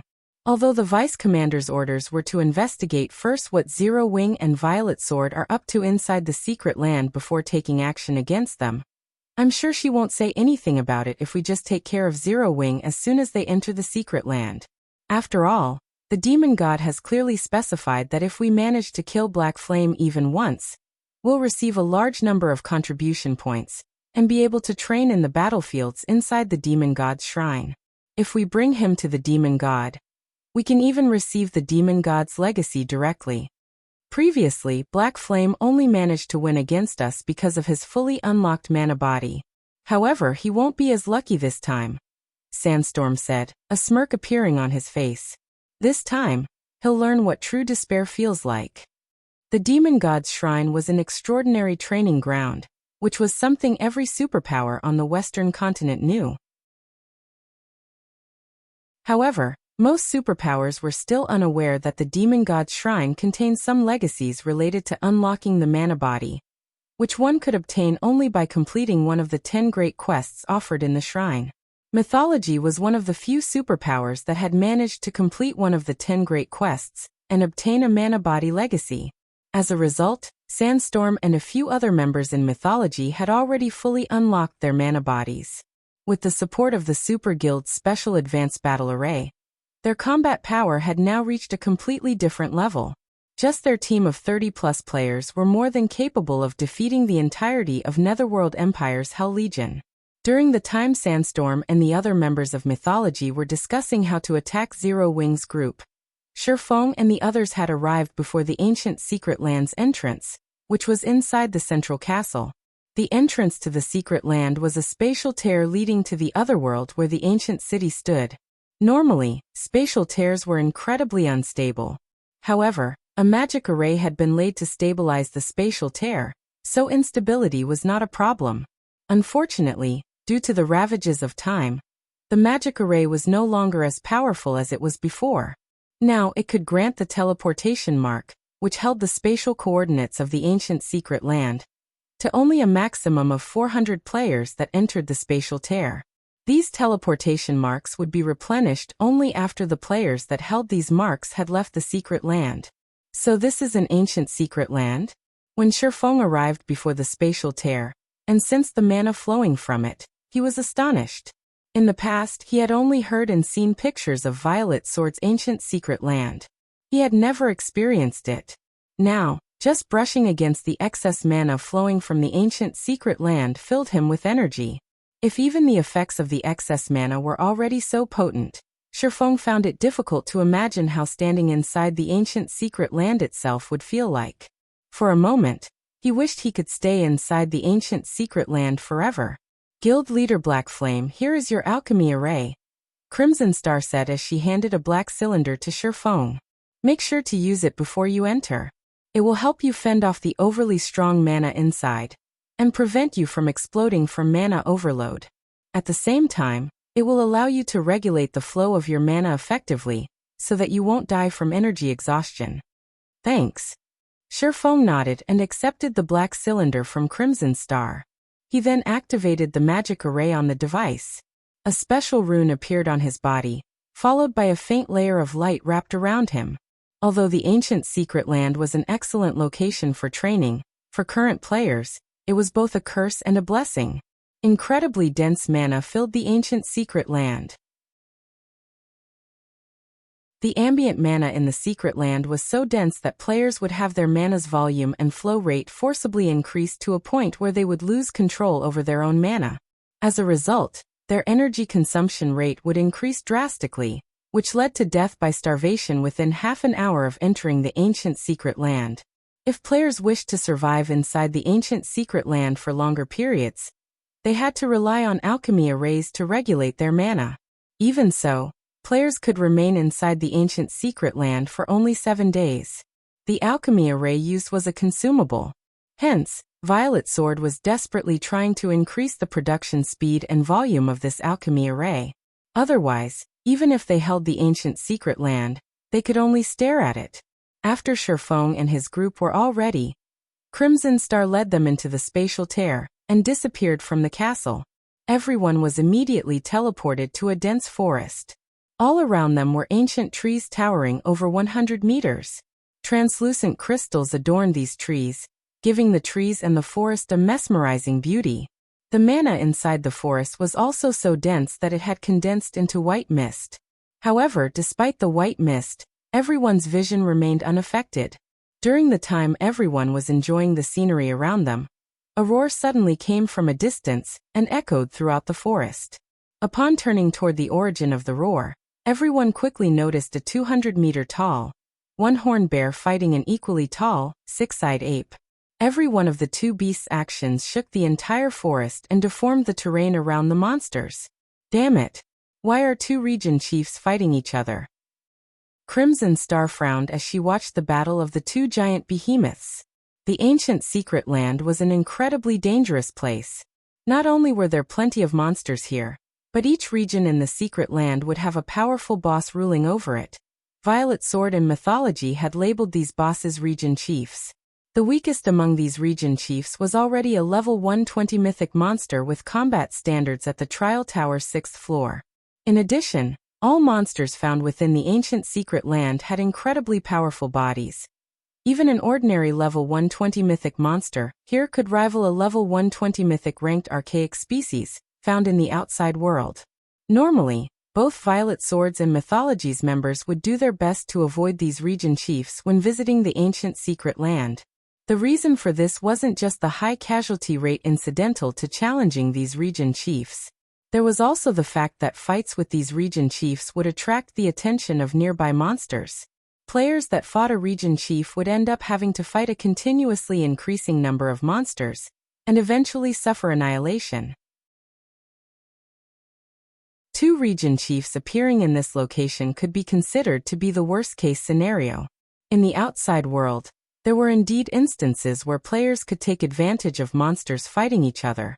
However, the monsters inside the ancient secret land were incredibly smart. So long as they sensed the presence of players, they would promptly stop fighting each other and cooperate to kill the intruding players first before resuming their fight. They wouldn't give players any opportunities to take advantage of at all. Why is our luck so horrid? We actually came across 2 region chiefs having a territorial battle. Sandstorm, who was currently hidden on a tree some distance away from Feng's group, complained in frustration when he saw the 2 fighting behemoths straying closer to his team's position. Alright, forget about Zero Wing for now. We need to leave this place quickly. We'll be doomed if those 2 region chiefs discover us, the tall, female guardian knight standing beside Sandstorm said. I know, Sandstorm said, gritting his teeth as he shot a glare at the distant Feng. As Sandstorm's group was preparing to leave the area, Crimson Star also had everyone on the team prepare for a hasty retreat. Guild leader Black Flame, we need to leave this area fast. We'll be in trouble if we stay here any longer, Crimson Star said hurriedly as she looked at Feng, who was still quietly observing the 2 battling region chiefs. Shouldn't that way be the shortest path to the ancient city? Feng asked as he pointed toward the 2 behemoths. If we circle around them, wouldn't we need to waste half a day? That is indeed the shortest path to the ancient city, but if we get caught by those 2 region chiefs, instead of wasting half a day, all of us will end up dying here. Crimson Star snapped in exasperation when she heard that Feng was actually still planning to take this route to the ancient city. However, she also understood Feng's thoughts. They could stay inside the ancient secret land for only 7 days. If they wasted half a day on a detour, they would be under much greater pressure when raiding the hero trial. After all, with how many monsters there were inside the trial, they would need 5 or 6 days just to reach the trial boss. Read latest chapters at Wuxia World. Moreover, the 2 region chiefs were mythic bosses. In the outside world, coming across 2 mythic bosses would be akin to hitting the jackpot. However, they were currently inside the ancient secret land, facing monsters far stronger than those in the outside world. Challenging 2 mythic bosses simultaneously would simply be suicide. Otherwise, Violet Sword wouldn't have to be so careful when exploring the ancient secret land. Guild leader Black Flame, let's leave. If we don't go now, we'll enter the perception range of those 2 region chiefs, Wildfighter advised urgently. Our main goal is to clear the trial. We don't need to fight those 2 region chiefs. I guess you're right. We don't need to fight those 2, Feng said, nodding. He then turned to look at Crimson Star and Wildfighter and added, I'll lure them away. Use this opportunity to sneak past them. After saying so, Feng dashed straight for the 2 behemoths.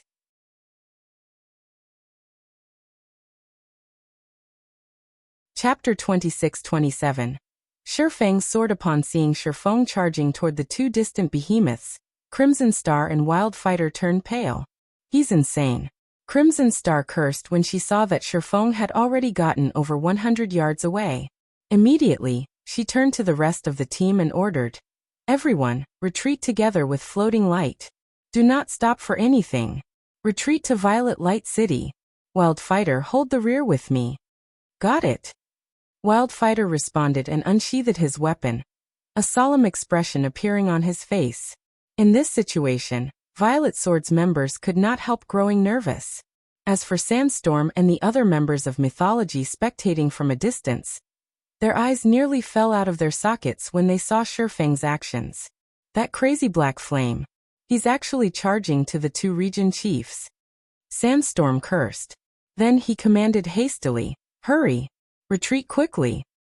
As soon as Sandstorm finished speaking, Mythology's members, who had been preparing to retreat from the area already, picked up their pace with serious expressions. Black Flame truly is insane. He's actually planning to drag everyone down with him. Did Violet Sword's people not warn him about the region chiefs here? The tall, female guardian knight grumbled, similarly cursing at Feng as she jumped down from the tree she had been standing on. The region chiefs of the ancient secret land were considerably stronger than mythic monsters found in the outside world. In terms of strength and speed, they were at least 30% better. Trying to take on just one of these region chiefs with a 200-man, Tier 3 team was already an incredibly difficult task, incurring plenty of casualties. When coupled with the endless stream of other monsters that would continuously join in on the battle, any team that tried to challenge a region chief was doomed. However, what made the ancient secret lands region chiefs truly difficult to deal with wasn't their physical prowess, but their massive perception range.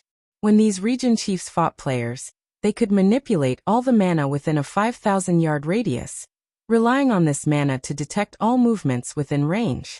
One could say that, so long as there were players within a region chief's passive perception range of 500 yards, or players fighting a region chief, then all players within a 5,000-yard radius of the region chief would become its targets. If players failed to kill the aggravated region chief, then they wouldn't be able to shake off its pursuit. This was also the reason why Mythology and Violet Sword had labeled the mythic bosses in the ancient secret land region chiefs. Normally, teams that accidentally came across a region chief were still fine.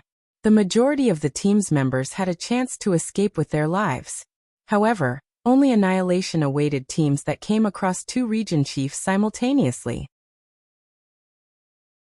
Even before the female guardian knight finished speaking, Mythology's members had already turned tail and run. However, after everyone had taken just a few strides, the mana around them suddenly stirred. At the same time, they felt as if a pair of eyes were looking down on them. Obviously, the two region chiefs had already locked onto their life auras. Damn it! Everyone, split up and retreat. Every survivor counts. Sandstorm yelled. When he looked at Feng's distant figure, he felt himself going crazy. For a moment, he even suspected that Feng had deliberately provoked the two region chiefs. Meanwhile, when Crimson Star and the others saw the two region chiefs suddenly stop fighting and rapidly head in their direction, their complexions darkened. If they could not put a 5,000-yard distance between themselves and the two bosses, they had no hope of escaping the battle at all. A 5,000-yard distance. Even Tier 3 experts like themselves would still take quite some time to cover 5,000 yards. To make matters worse, tools were ineffective inside the ancient secret land, so they couldn't teleport away or accelerate their retreat from the battlefield. Crazy bastard. He's going to get us all killed. Floating Light, who was already retreating, cursed when he felt the two region chiefs locking onto his life aura. Although players wouldn't lose an entire level from dying inside the ancient secret land, the amount of EXP lost was still not a trivial matter. After all, at their level, just leveling up once took a lot of time. Hence, even a small percentage of their EXP equaled 1 or 2 days' worth of hard work. As Floating Light was leading the retreat of Violet Sword's members, he suddenly noticed something. Zero Wings and Azure's members were actually still standing in their original positions. It was as if they had not heard Crimson Star's orders at all. What are they doing? Are they planning to die with Black Flame? Floating Light was baffled as he looked at Solitary Frost and Xiaoqian. Setting the others aside, it was incredibly strange for Solitary Frost and Xiaoqian to defy Crimson Star. After all, the two of them were geniuses that had trained under Crimson Star during their sojourn at Violet Sword. The two of them knew very clearly how powerful and capable Crimson Star was. Crimson Star's calling for a retreat showed just how dangerous their current situation was. Yet Solitary Frost and Xiaoqian had actually disobeyed her command and remained where they were. Moreover, they wore indescribably calm expressions, their reactions making it seem as if nothing was happening. Vice Commander, let's quickly retreat. This is Zero Wing and Azure's matter. Instructor Crimson Star and Instructor Wildfighter won't be able to hold off those two region chiefs for very long. A retreating Tier 3 assassin urged hurriedly when he noticed Floating Light pause. I guess you're right, Floating Light said, nodding before resuming his retreat. At the same time, he could not help glancing at Solitary Frost and Xiaoqian with pity. Originally, with Solitary Frost's and Xiaoqian's talents, they should have been able to shine brightly in God's domain. However, their futures were now ruined because they belonged to a guild like the Azure Chamber of Commerce, and followed an unreliable team leader like Feng.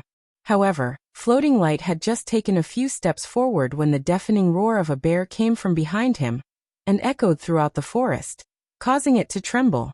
Immediately afterward, a beam of mana shot past the area beside Floating Light's group, leaving behind a massive trench on the ground it passed through. Seen from afar, the ground looked like pudding that a spoon had scraped. The fight started. Floating Light's complexion further darkened as he took in the massive trench a short distance away. This was the power of the ancient Secret Land's mythic monsters. Any random attack of theirs could transform the terrain around them. Let alone one person, even a 100-man, Tier 3 expert team would be cannon fodder in front of these region chiefs. If one really wished to take on a region chief, they would need a 200-man team of Tier 3 peak experts at the very minimum. Moreover, the team would need 2 or 3 domain realm MTs working together to tank the region chief. Otherwise, they wouldn't be able to stop the boss's attacks adequately. In fact, even a single mistake might result in a team wipe. After Floating Light's group ran for another 50 yards or so, a lightning bolt suddenly shot past them some distance away, followed by the ear-splitting crack of thunder. As the thunder faded, the sky above them darkened abruptly. In the next moment, the 200-meter-tall, six-eyed gorilla went flying overhead and crashed heavily into the ground a few hundred yards ahead of them, the ground shattering at the impact. As for the giant gorilla, it stumbled quite a bit as it landed and very nearly lost its footing. After stabilizing itself, the gorilla glared into the distance before releasing a deafening roar. It then charged forward, completely ignoring Floating Light and the other members of Violet Sword, who stood only a short distance away from it. What is going on? Floating Light was confounded by this situation. Read latest chapters at Wuxia World. EU Violet Sword's other peak experts similarly could not help rubbing their eyes, thinking that they were hallucinating. However, no matter how much they rubbed, the several massive craters the six-eyed gorilla's feet left behind did not disappear. Before Floating Light and the others could react to this unexpected development, though another deafening boom and the snapping of trees entered their ears. However, these sounds came from quite a distance away. There should still be some separation between the origin of these sounds and the six-eyed gorilla that had just charged past them. Floating Light and the others turn around reflexively, looking for the origin of these sounds. They spotted a cloaked man wielding 2 longswords standing atop a tree. Meanwhile, some distance away from this swordsman was a gigantic bear that had just steadied itself, glaring hatefully at him. The six-eyed gorilla was also stalking toward this man, seemingly searching for an opportunity to strike at him. However, Floating Light and the others could also see a hint of fear in the one-horned bear's and six-eyed gorilla's eyes. It was clear that the 2 region chiefs were afraid of the tiny human on the tree.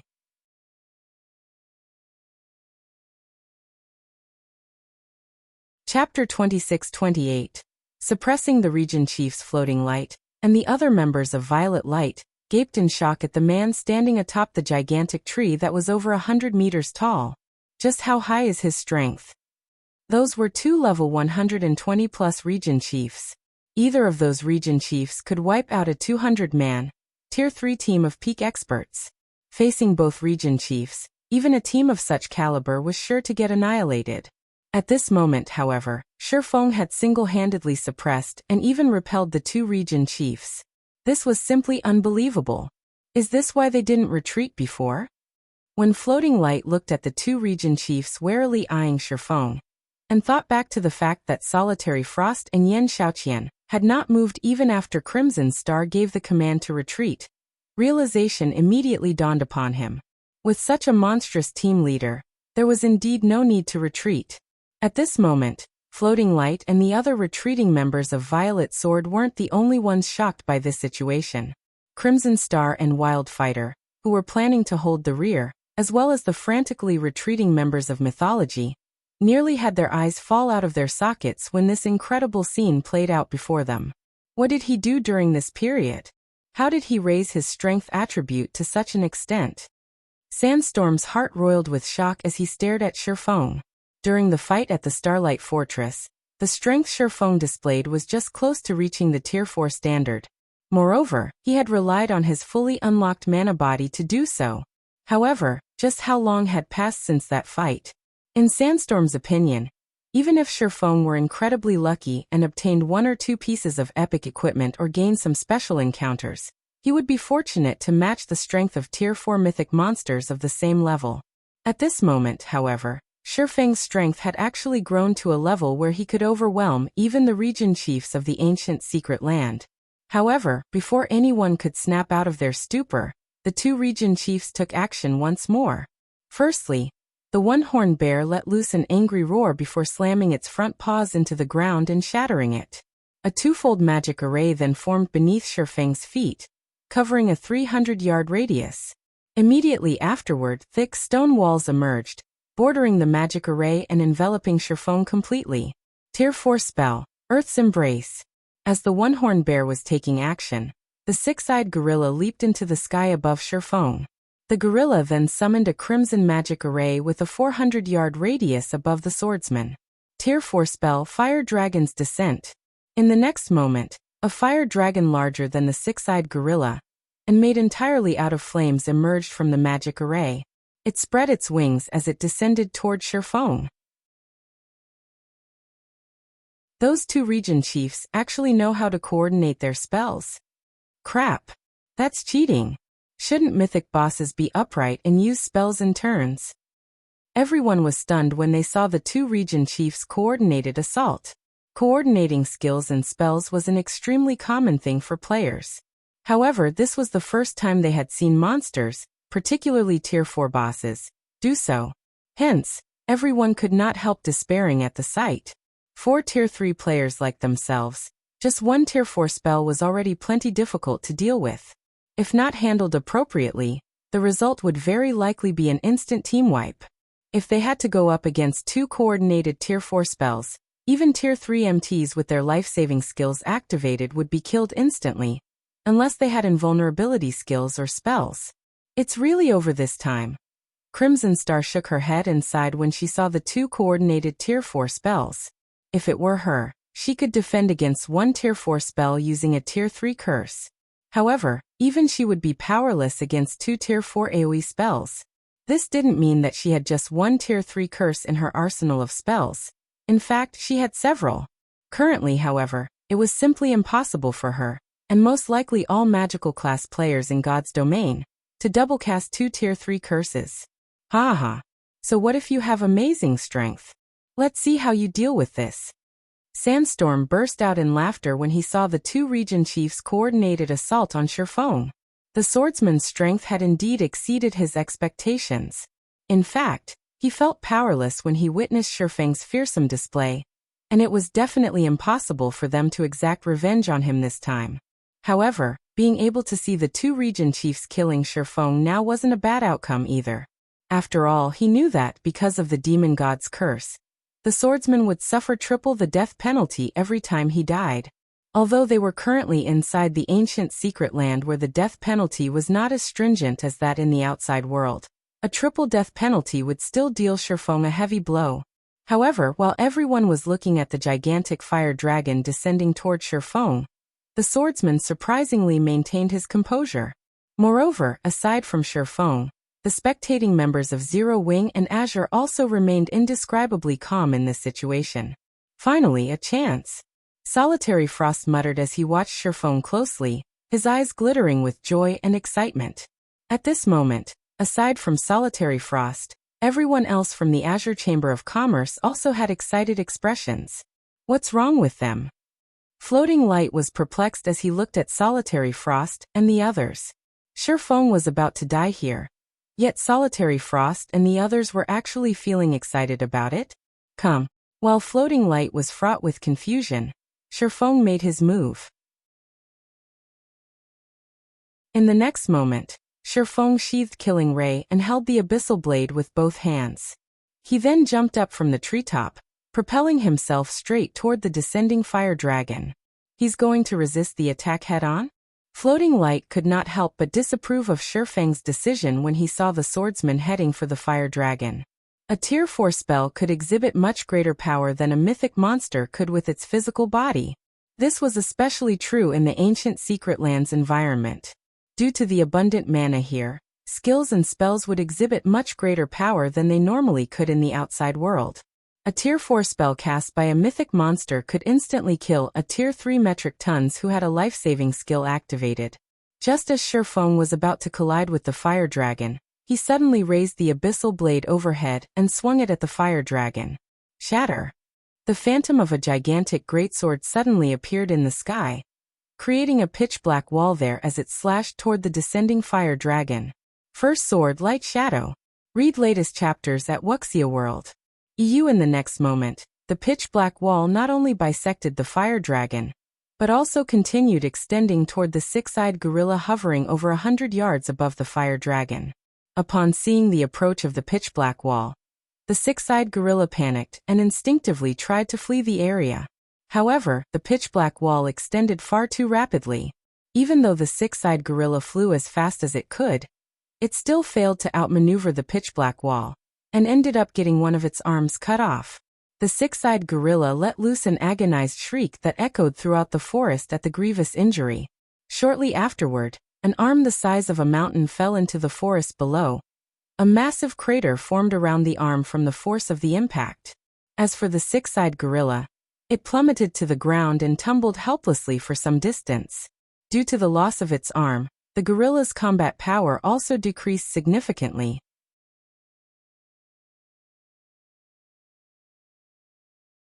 Chapter 26-29, Ancient Secret Lands Power. How is this possible? That's a mythic monster we're talking about.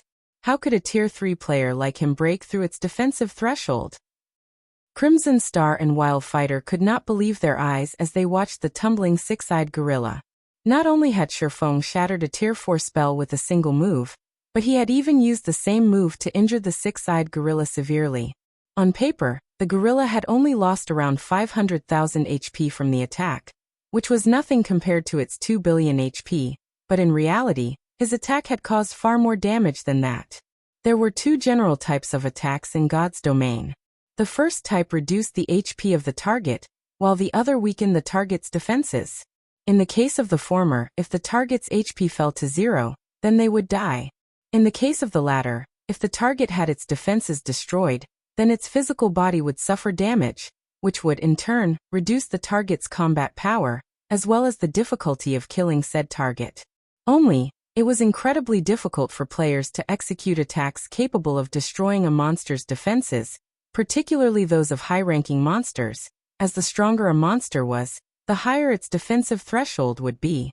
Normally, players couldn't destroy the defenses of a monster of the same tier, much less those of a higher tier. The best players could do against higher-tiered monsters was cause minor injuries, and continuously stack these minor injuries to reduce the monster's combat power. Against the six-eyed gorilla, only an attack carrying power at the peak Tier 4 standard had a chance of overwhelming its defensive threshold. However, despite being a Tier 3 player, Feng had actually managed this feat without resorting to external tools. This was inconceivable. Meanwhile, when Sandstorm and the other members of mythology saw this scene, they too gaped in shock. Can he still be considered a player?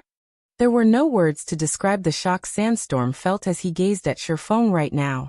In the eyes of ordinary players, having the ability to surpass a monster's defensive threshold only meant that they could reduce the combat power of the target monster. However, for peak experts and apex experts, who frequently fought high-tiered monsters, having such an ability held an entirely different meaning. For peak experts and apex experts, having such an ability meant that they could solo kill monsters. The monsters in God's domain were born with high HP and defense, particularly HP. Even if players could inflict over 1 million damage with their attacks, this amount of damage was nothing for high-tiered monsters like mythic monsters. Such damage wouldn't overcome the monster's battle recovery. An army of players was necessary to kill high-tiered monsters. Hence, in God's domain, it was common knowledge that even if a player's raw power surpassed that of high-tiered monsters, Solo killing these monsters would still be impossible, especially Grand Lords or higher-ranked monsters. This held true even for current Tier 3 players. However, there was one method that players could use to defeat such high-tiered monsters: executing attacks surpassing the target monster's defensive threshold. Attacks that surpassed a monster's defensive threshold could inflict severe injuries on the monster's physical body. Moreover, after injuring a monster up to a certain point, aside from reducing the monster's combat power, players could also force monsters into a weakened state, which would drastically reduce their defense and maximum HP. If players managed to corner a monster to the point where it entered a heavily weakened state, they could even impose the HP loss debuff on the target monster and thoroughly nullify the monster's battle recovery. If a monster lost its battle recovery, which was also its strongest ability, solo killing it would no longer be impossible. With sufficient stamina and concentration, players could slowly but surely grind the monster to death. Now that Feng was capable of surpassing the six-eyed gorilla's defensive threshold, this meant that Feng could solo kill it. Meanwhile, a player having the ability to solo kill a Tier 4 mythic monster was simply unheard of in God's domain. At this moment, however, let alone the spectating players, even Feng himself found this situation astonishing. Why did Light Shadow's destructive power increase by so much?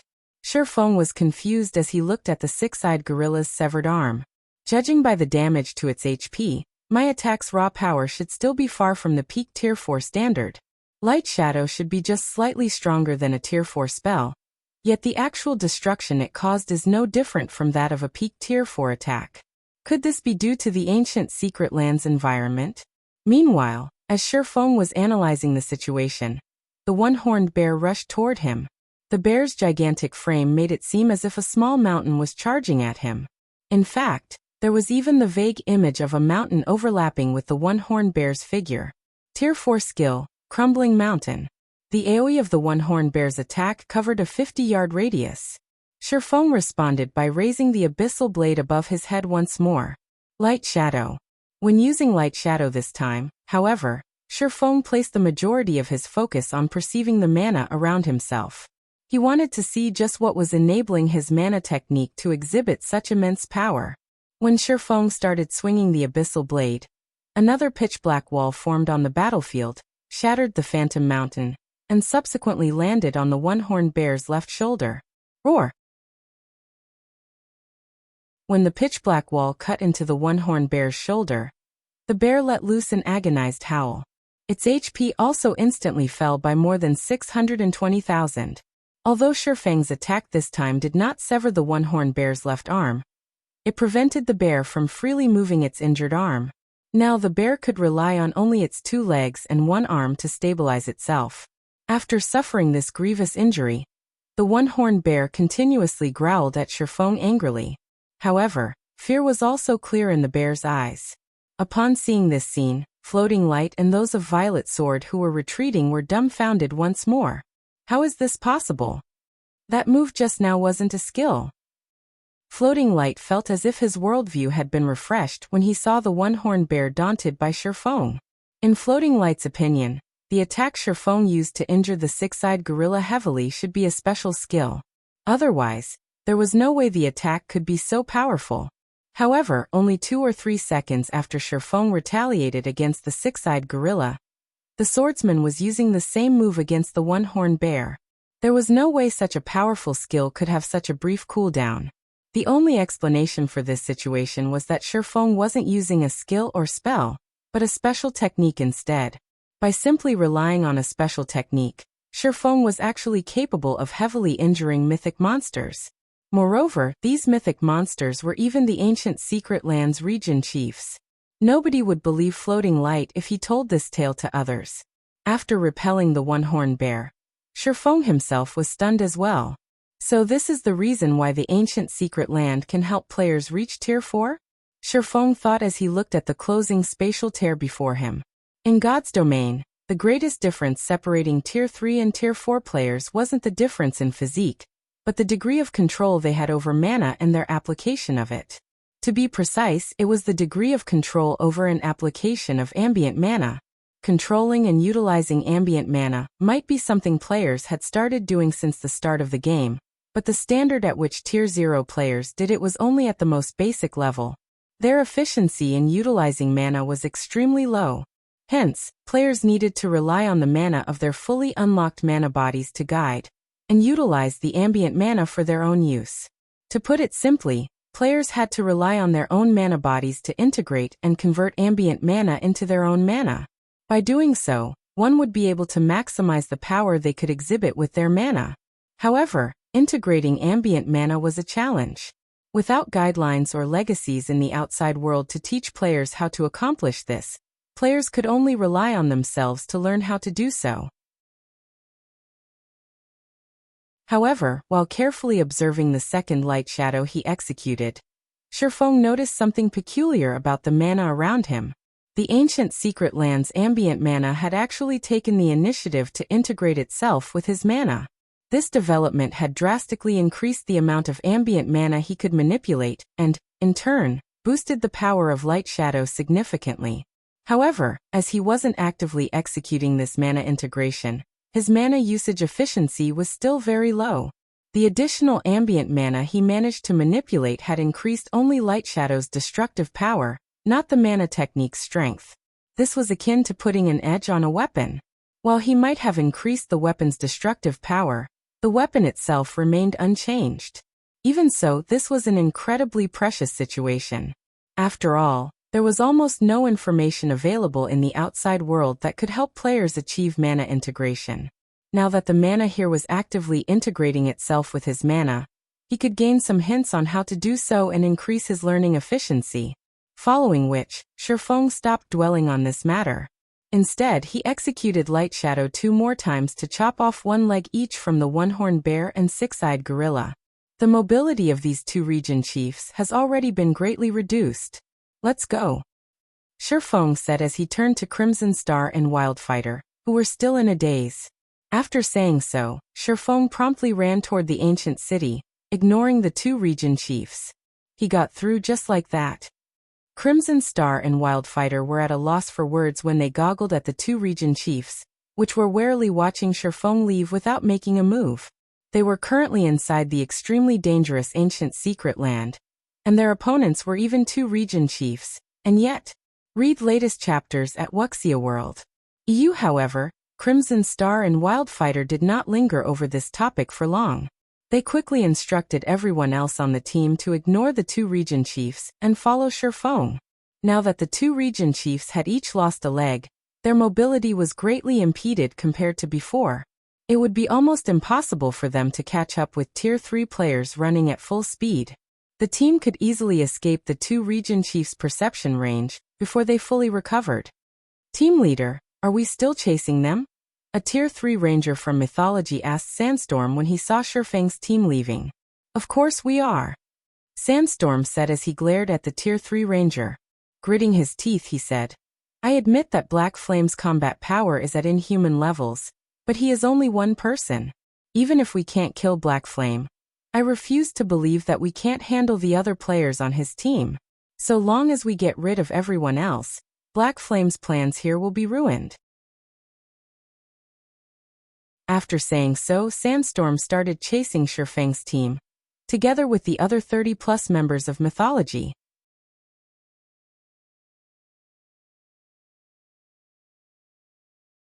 Chapter 2630. Tier 4 Divine Will. While the ancient secret land might be known as a secret land, it was several times larger than a large-scale map in the outside world, essentially a miniature world. Even though Feng and the others were Tier 3 players, since they were prohibited from using mounts, they ended up running for more than half a day to reach a majestic city in the middle of a canyon. The city in question had several layers of magic barriers as defense. Through the translucent barriers, one could see multiple magic towers and buildings several hundred meters tall. There were even floating buildings that could not be found in any of the kingdoms and empires on the main continent. This city was far more developed than even the capitals of kingdoms and empires. Feng was shocked when he laid eyes on this majestic ancient city for the first time. Even while standing several thousand yards away from the city, He could already feel a frightening pressure constantly bearing down on his body, making his body indescribably heavy. If Tier 2 players were subjected to this pressure, they wouldn't be able to approach the city at all. Be careful of those statues erected behind the city walls. Although there are magic arrays suppressing the power of those statues, if you look at them for too long, you'll fall into a mentally weakened state. Crimson Star warned the curious crowd behind her. If that happens, you'll need 4 or 5 days to recover, let alone challenging the trial. You might not even have enough time to make it out of the secret land. Those statues will cause players to fall into a mentally weakened state? Upon hearing Crimson Star's words, Feng could not help taking a closer look at the stone statues enveloped by magic arrays. As soon as he did so, he felt a frightening spiritual pressure invading his mind. At the same time, the figure of an ancient being appeared briefly before his mind's eye. Feng's heart palpitated from this mental pressure. Fortunately, his mind was able to resist it, if just barely. Tier 4 Divine Will? Feng was somewhat surprised at the mental pressure the statues were exuding. No wonder Violet Sword was able to produce so many Tier 4 experts back then. At this point, ancient gods had long since withdrawn from the main continent of God's domain. Now it was incredibly difficult to meet even demigods there. However, before disappearing, many ancient gods had left behind legacies in dangerous locations. Meanwhile, these legacy locations generally possessed divine will. On the surface, the divine wills in these legacy locations function to inflict powerful mental pressure on trespassers and deter casual approach or observation of the legacy locations. However, divine will also had a very useful function for players: the tempering of concentration. In God's domain, players' stamina and concentration were considered hidden attributes and were incredibly difficult to raise. This was especially true for the concentration attribute. Aside from tier promotions, there were no clear methods that players could use to raise their concentration. Originally, concentration was an attribute few players paid attention to, as they would generally run out of stamina before they would concentration. However, as more and more players started learning combat techniques, everyone finally understood the importance of concentration. With stronger concentration, not only could players afford to execute many more combat techniques, but they could also reduce the stamina and concentration consumption of combat techniques. Most importantly, powerful combat techniques required sufficiently high concentration. Unfortunately, there weren't many known methods that players could use to reliably increase their concentration. Generally, players could only rely on raising their tiers or improving their brain activity to do so.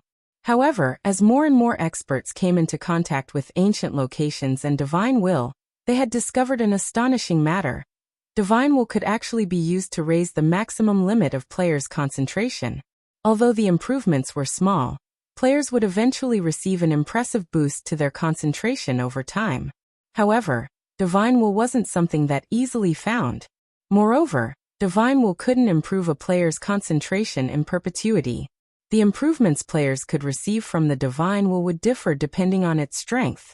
If players already possessed very powerful concentration, certain divine wills might not even be effective on them. Meanwhile, the statues erected within the ancient city contain divine will capable of tempering players' concentration up to the Tier 4 standard. Hence, Feng had referred to it as Tier 4 divine will. If a Tier 3 player could elevate their concentration to the Tier 4 standard, it would be of tremendous help when challenging the Tier 4 promotion quest. With stronger concentration, players could better control their body, strength, and mana. They would be able to exhibit much greater potential than they used to.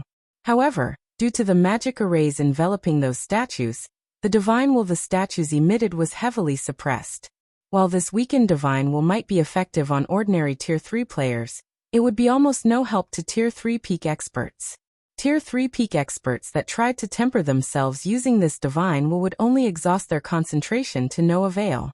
Guild Leader Black Flame, ahead of us is the entrance to the trial grounds, Crimson Star said as she pointed at a gigantic gate nearby. As we are challenging the hero trial, we have only one opportunity. If we team wipe inside, we won't be able to enter the trial grounds anymore.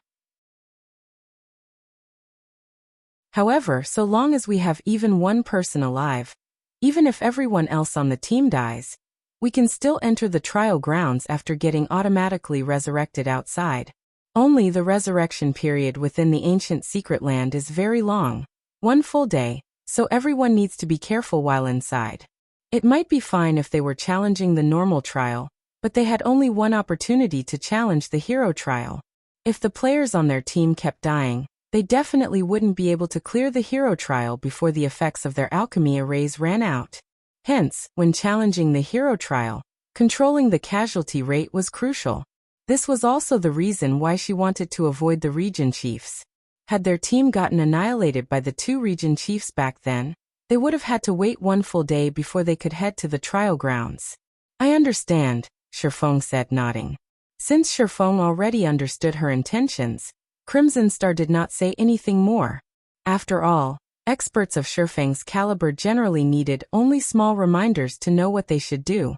Following which, Crimson Star, Wildfighter, and several other Violet Sword members approached the 10-meter-tall teleportation gate. Each of them then took out an ink-black crystal from their bags and started chanting an incantation. As soon as these dozen or so players started chanting, the divine runes engraved on the teleportation gate lit up and drew the ambient mana toward the teleportation gate. While Crimson Star and the others were activating the hero trial, Sandstorm and Mythology's other members were quietly observing the situation from behind a pile of shattered rocks 500 yards away. The hero trial! The female guardian knight standing beside Sandstorm exclaimed in surprise when she identified the divine runes lighting up on the teleportation gate. Violet Sword actually plans to challenge the hero trial now. Are they insane? She had experienced the ancient city's trials herself. While she didn't know what the hero trial was like, she knew that even the elite trial was not something current players could hope to conquer. If not for their previous raid team having plenty of advanced battle arrays, they wouldn't have made it to the trial boss's feat. As for the more difficult hero trial, that was something even the current Mythology didn't dare dream of challenging. The hero trial? When Sandstorm saw Crimson Star's group activating the hero trial, a wide smile bloomed on his face. Good. Wonderful. Although I don't know what gave Violet Swords and Zero Wings people the courage to challenge the hero trial. This is our chance. Since Crimson Star and Wildfighter are personally activating the hero trial, they can't stop midway without wasting their one chance. This is the perfect time for us to take action. But dealing with Black Flame won't be easy, the female guardian knight argued worriedly as she eyed Feng, who was standing beside the teleportation gate. With him around, it'll be difficult for us to gain any advantage. Relax.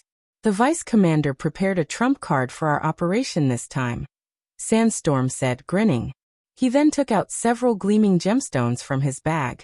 These are Tier 3 magic devouring gemstones, which the vice commander obtained from the demon god's shrine. If we equip them on level 100 dark gold weapons or above, we can sacrifice the weapon and the gemstone to gain Tier 4 power for a short period. This item isn't subject to any restrictions inside the ancient secret land. The vice commander gave me 5 of these as a precaution. So long as we 5 team leaders use this gemstone, we'll have 5 Tier 4 combatants on our side. Including the HP and defense we'll gain from the advanced battle array, we should be able to pin down Black Flame with just 3 people. The remaining 2 team leaders will lead the rest to slaughter Violet Swords and Zero Wings members. All their efforts will go down the drain. Read latest chapters at Wuxia World. If you had such treasures on you, why didn't you take them out earlier? The female guardian knight grumbled as she rolled her eyes at Sandstorm. Previously, the task their vice commander gave them was for them to spoil Violet Sword's plan, as well as kill Feng if possible.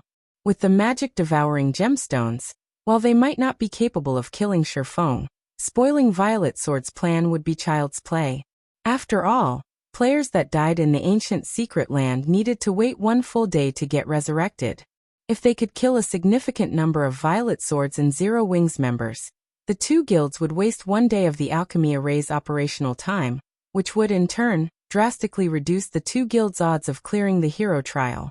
And if they could interrupt the activation of the teleportation gate, they would thoroughly shatter Violet Sword's plan of raiding the hero trial.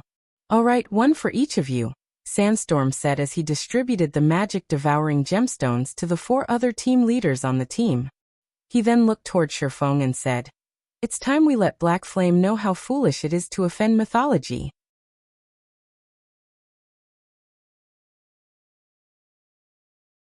Chapter 2631. Yin Xiaoqian taking action? As Crimson Star and the others chanted their incantation, a spatial tunnel gradually opened in the teleportation gate. The moment the spatial tunnel appeared, everyone present felt an ancient aura spilling out from it, as if a dragon from the abyss had just awakened. An unprecedented pressure bore down on their bodies. So this is the hero trial? Feng was inwardly astonished when he felt the pressure on his body. The strength of this aura practically rivals that of a demigod. Even Tier 3 experts will most likely have difficulty exhibiting combat power at the Tier 2 standard while inside. While the pressure an aura subjected players to was not fatal, it would affect their combat power. At this moment, the aura leaking out of the spatial passage was so powerful that it made even Feng feel very uncomfortable. If other Tier 3 players were to fight while subjected to this aura, their combat power would definitely suffer. There are still 40 seconds left until the teleportation gate is fully activated. A mana shockwave will occur when that happens. Floating Light, start constructing a barrier. Crimson Star said through the team chat when she saw the spatial passage stabilizing. Understood. Upon hearing Crimson Star's command, Floating Light promptly ordered Violet Sword's Tier 3 magical classes to construct a Tier 3 defensive barrier. While a mana shockwave wouldn't cause direct damage, players that got hit by one would have their control over and perception of mana weaken significantly for a certain period. Players might even lose the ability to use skills and spells during this time. On Violet Sword's first attempt at the normal trial, the raid team dispatched had failed to take this mana shockwave into account. As a result, the raid team had suffered from a runaway mana state for one whole day. However, as Violet Sword's members were constructing the defensive barrier, a low shout came from a distance. A chance! Everyone attack! Interrupt the teleportation gate's activation. Sandstorm commanded when he saw Floating Light and the magical class players of Violet Sword constructing a magic barrier. Immediately, several figures charged toward Crimson Star's group with flying speeds. The Silver Light Legion? Crimson Star immediately recognized Sandstorm's group when she saw them, her complexion darkening slightly. Sandstorm. Is mythology trying to break the agreement?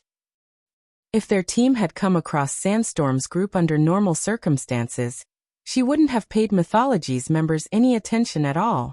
However, Violet Sword's peak experts were currently occupied with activating the teleportation gate and defending against the resulting mana shockwave. They barely had any manpower available to repulse Sandstorm's group. Meanwhile, Sandstorm's team consisted of Void Realm experts or better.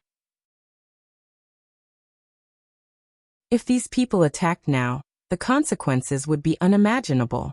Moreover, Sandstorm and the others had their advanced battle arrays activated, which boosted their basic attributes far beyond those of ordinary Tier 3 players. Agreement. Sandstorm laughed at Crimson Star's words. I don't recall mythology making any agreements with Violet Sword regarding what happens inside the ancient secret land. Besides, if you have to blame someone, blame yourselves for not knowing what's good for you. Since you dare to partner with Zero Wing, then die with it. Sandstorm's team accelerated. Damn it. They're actually taking action.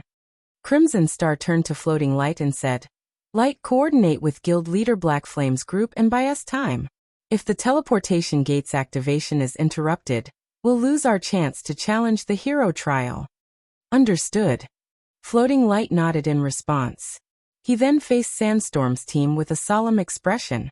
Although their side had an absolute advantage in numbers, and they even had the help of a monster like Feng, the number of combat-ready peak experts they had was far from comparable. Not to mention, Sandstorm and a few other individuals on his team had an advanced battle array, which granted them a huge increase in basic attributes. If they allowed Sandstorm's team to break through and interrupt Crimson Star's group, then all their preparations for the hero trial would be for naught. You need to be careful. I don't know why, but Sandstorm and his fellow team leaders are actually giving off a pressure like a mythic monsters. Do not clash with them directly, no matter what. Wildfighter reminded, a serious expression similarly appearing on his face. All you need to do is buy time. So long as you can hold them back for 40 seconds or so, we'll be free and can deal with them together. At this time, however, Feng suddenly said, that won't be necessary. Just leave these people to us. Focus on activating the teleportation gate and defending against what comes after. Guild leader Black Flame, we do not doubt your strength, but we really cannot take this risk. The members of Mythology's Silver Light Legion are all supported by a battle array. Their peak experts can hold their own against domain realm experts. Not to mention, Sandstorm and his fellow team leaders are at the half-step domain realm, at the very least. The few of them also possess some kind of strange strength. They aren't a force that an ordinary team of peak experts can hope to handle. Crimson Star advised hurriedly when she saw Feng dissuading them from taking part in the battle. Although Floating Light's group only has a few members, every one of them is a peak expert. They can be of some help to you. She was confident that Feng would emerge victorious in a fight with Sandstorm's group. However, their problem right now wasn't whether they could defeat Sandstorm's group, but whether they could prevent Sandstorm's group from interrupting the teleportation gate's activation. After all was said and done, Feng was only one person. Since Sandstorm's team had 30 players, how many could Feng possibly hold back by himself? Wildfighter also nodded in agreement with Crimson Star's words. He felt that Feng was being perverse about keeping up appearances. Don't misunderstand. We are fully capable of stopping this level of combat power. If you still feel uneasy, I won't object to you joining the battle, Feng said, chuckling at the anxious expressions on Crimson Star's and Wildfighter's faces. Although Feng did not speak that loudly, everyone present was a Tier 3 expert with extraordinary senses. Hence, even Sandstorm's group, which was still several hundred yards away, heard him clearly. Stop us. Sandstorm laughed at Feng's words, a cold glint appearing in his eyes. Let's see how you'll stop us then. You guys, take action.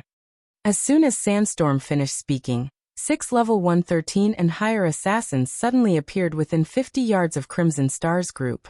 The masked man at the head of the assassins radiated an aura rivaling that of mythic monsters. This lead assassin moved so quickly that he appeared within 30 yards of Crimson Star in just the blink of an eye. The assassin then unsheathed his daggers and sent several dozen arcs of light tearing through space toward Crimson Star, and the dozen or so other players activating the teleportation gate. What? Some of them actually snuck over already.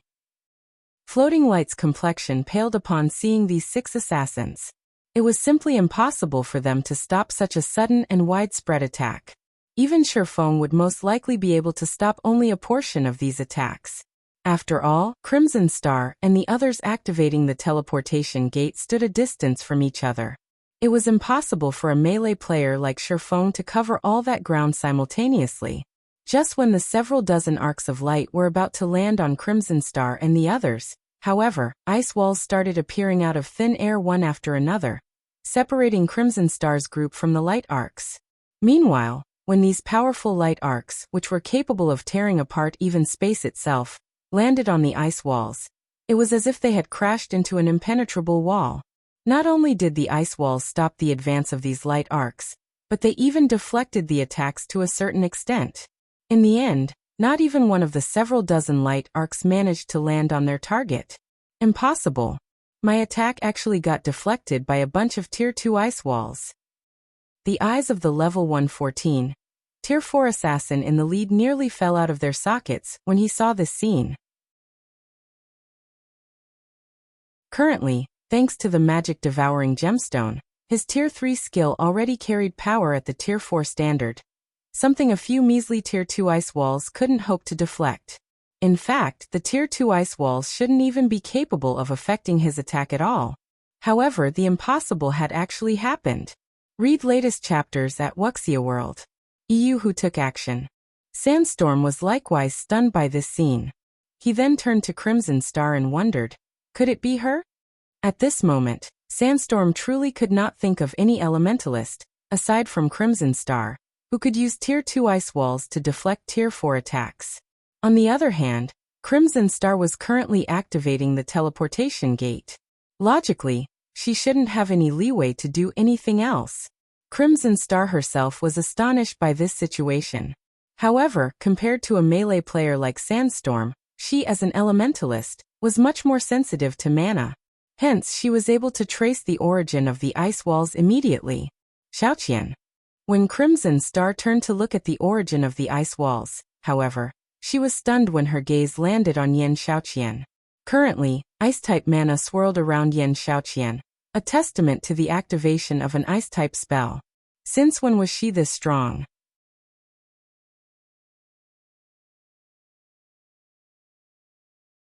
Chapter 2632. Silence battlefield. Upon seeing Yin Xiaoqian take action, Violet Sword's members fell silent. Yin Xiaoqian had attracted a lot of attention when she participated in the training for young talents in Violet Sword. One of the reasons for this was that she was only half a step away from entering the domain realm. The other reason was Instructor Tori's willingness to teach her. Hence, most of Violet Sword's upper echelon and peak experts had done their research on her and knew what kind of strength she possessed. However, the current Yin Xiaoqian was like a completely different person from the one they knew. She had single-handedly stopped the attack of a peak expert whose basic attributes were at the Tier 4 standard. Moreover, this Tier 3 assassin expert was also clearly only half a step away from the domain realm. Of the Violet Sword members present, even domain realm experts like Crimson Star and Wildfighter might not be able to stop the assassin's attacks completely, yet Yin Xiaoqian had. Naturally, this surprised Violet Sword's members. Her mana body is fully unlocked. Wildfighter, who stood relatively close to Yin Xiaoqian, revealed astonishment on his face when he sensed intense mana fluctuations from her.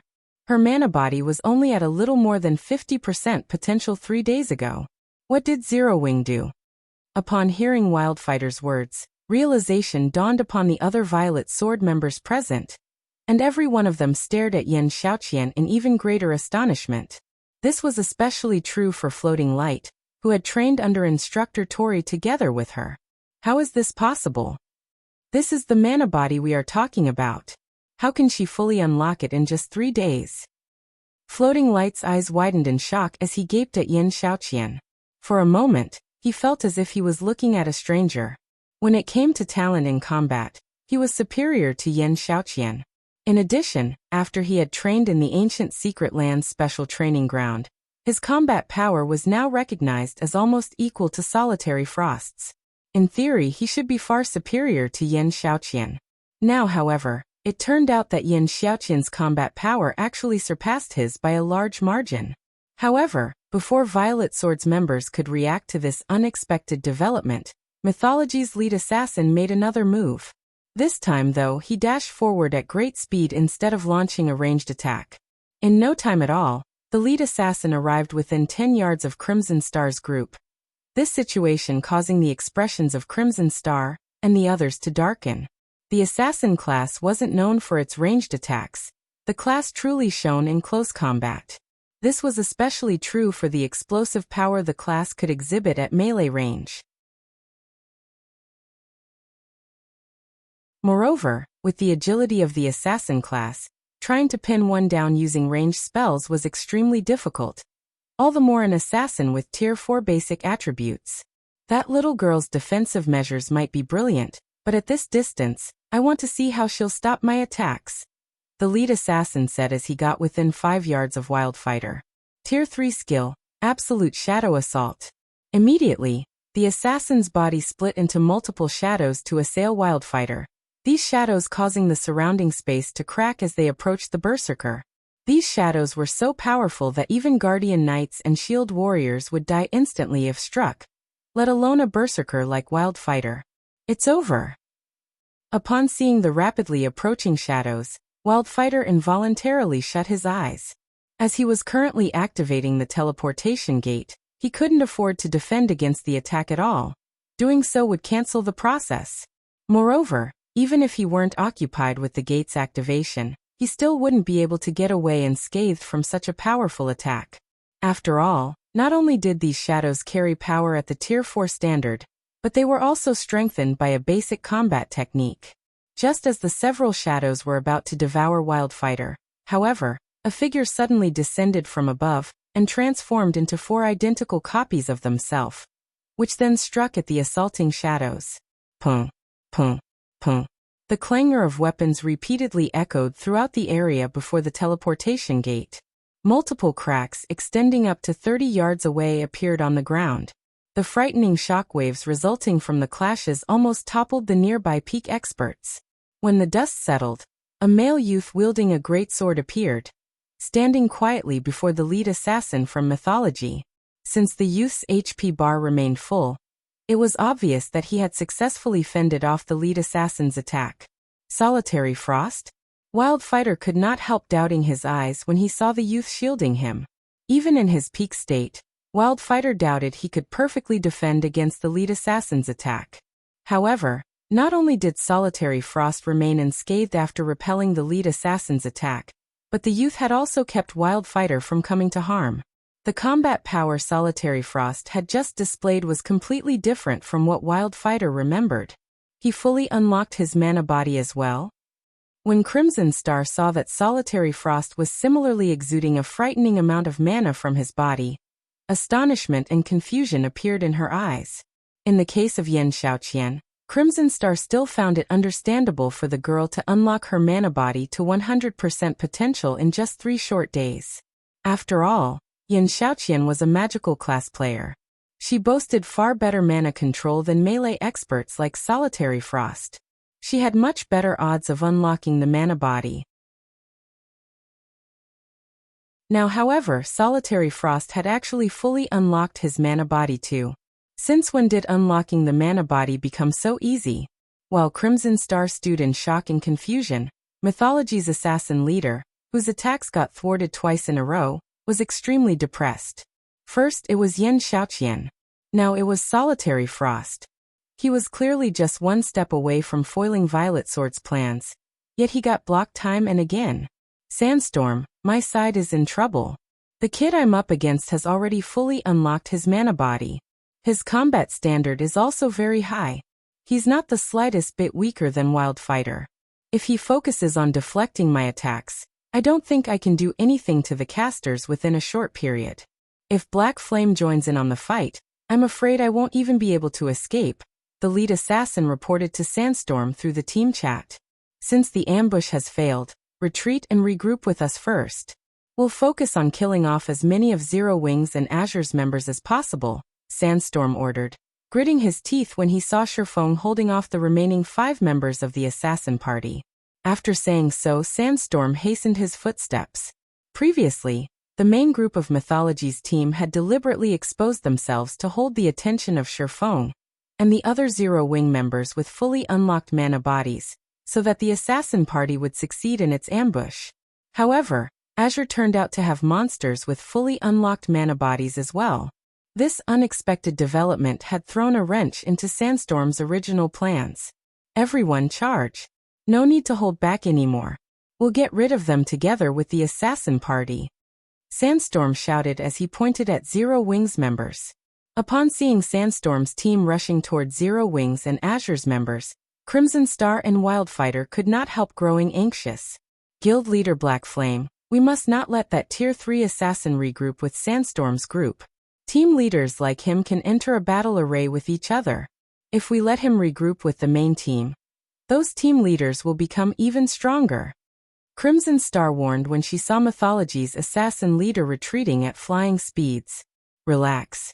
Even if they regroup, they have no chance of victory, Feng assured her, smiling. Even after seeing Mythology's assassin party retreating, he showed no intention of giving chase. But Crimson Star fell speechless when she saw Feng's nonchalant attitude toward Mythology. She knew that Zero Wing had sent over 100 experts with fully unlocked mana bodies this time. These experts undoubtedly possessed astonishing combat power. However, the 30-plus members of Mythology's Silver Light Legion were no pushovers either.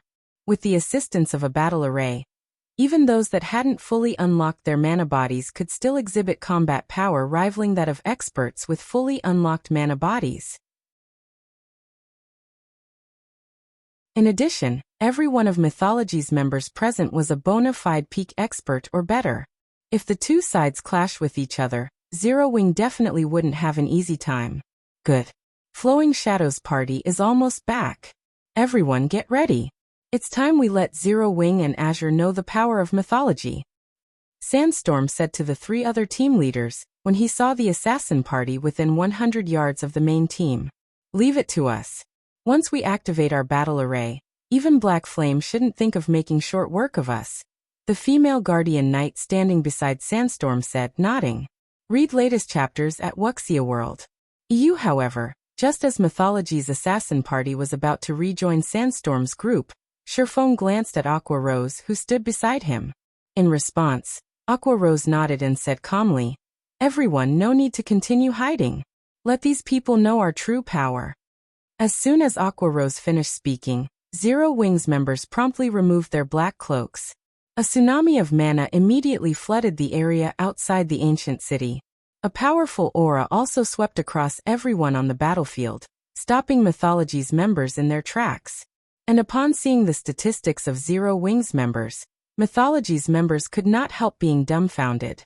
Currently, every Zero Wing member before them not only possessed a fully unlocked mana body, but was also at level 117 or level 118.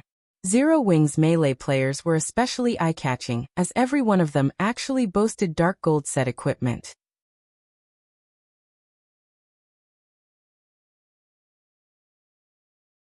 Chapter 2633. Monsters, those levels. How is this possible? Are they monsters? At this moment, let alone Mythology's members, even Violet Sword's members were stunned to see the levels of Zero Wing's members. Currently, even the peak experts of the various superpowers had reached only level 113 or level 114. However, even the lowest leveled Zero Wing member present was at level 117, far ahead of the superpowers' peak experts. Team leader Sandstorm, all of them have fully unlocked their mana bodies. Moreover, their equipment standards are quite high, especially for those melee players. I'm afraid we'll need a lot of time and resources to kill them. If Violet Sword's side manages to free up some manpower in the meantime, we'll be in danger. A Tier 3 Berserker from Mythology warned Sandstorm as he looked at the 100-plus Zero Wing members before them. Although the team leaders on their team had all fully unlocked their mana bodies, no one else on the team had. They only had the assistance of a battle array. However, even if they possessed superior basic attributes to Zero Wing's members, they definitely wouldn't be superior by much, judging by the equipment standard of Zero Wing's members. If it came down to a fight, they wouldn't have much of an advantage even in a one-on-one fight. Not to mention, their team only had 30-odd members, whereas Zero Wing's side had more than 100 players. Overall, they were at a complete disadvantage. Damn it! You guys retreat. Sandstorm ordered, his complexion darkening as he gazed at Zero Wing's members. He then turned to the female guardian knight beside him and said, Feather, you and the other team leaders continue fighting. We'll kill as many as we can. Retreat as soon as Crimson Star's group finishes activating the teleportation gate. Got it, replied the female guardian knight named White Feather, unopposed to Sandstorm's decision. Team leaders like herself and Sandstorm currently possess power at the Tier 4 standard. With the assistance of the battle array, their basic attributes were far superior to those of Zero Wing's members. Out of the Zero Wing members present, only Feng could actually put them in a bind. However, if the 5 of them split up and took action independently, they could slaughter quite a few of Zero Wing's members. Moreover, they had already used the precious magic devouring gemstones for the operation. If they still failed to produce any results, they would definitely be punished. Obedient to Sandstorm's command, everyone from Mythology, aside from the 5 team leaders, promptly turned around and fled. However, as soon as Mythology's members took flight, a clear and crisp voice entered everyone's ears. Don't even think of getting away so easily. In the next moment, a magic array rapidly spread out from beneath Zhao Yueru's feet, summoning a barrier of flames.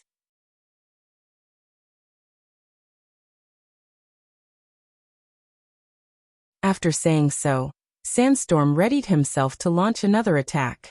However, as if Gentle Snow had long anticipated this, She intercepted him, executing 4 attacks with her greatsword. Will of Light. 4 extreme slashes. Boom, boom, boom, boom.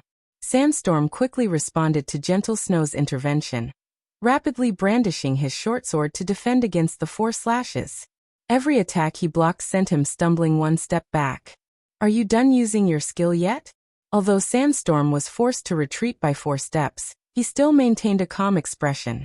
He then smirked and said, "If you're done, it's my turn now." However, just as Sandstorm finished speaking, Gentle Snow raised Glorious Will above her head. At the same time, her body started releasing a sacred glow that suppressed even the space around her. "Disappear!"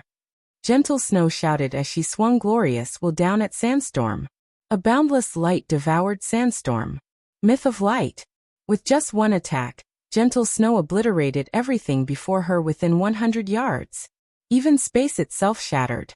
As for Sandstorm, he went flying over 100 yards away, his HP falling below 50%, and his body covered in injuries. When he hit the ground, the impact created a huge crater. Upon seeing this scene, everyone present was astonished.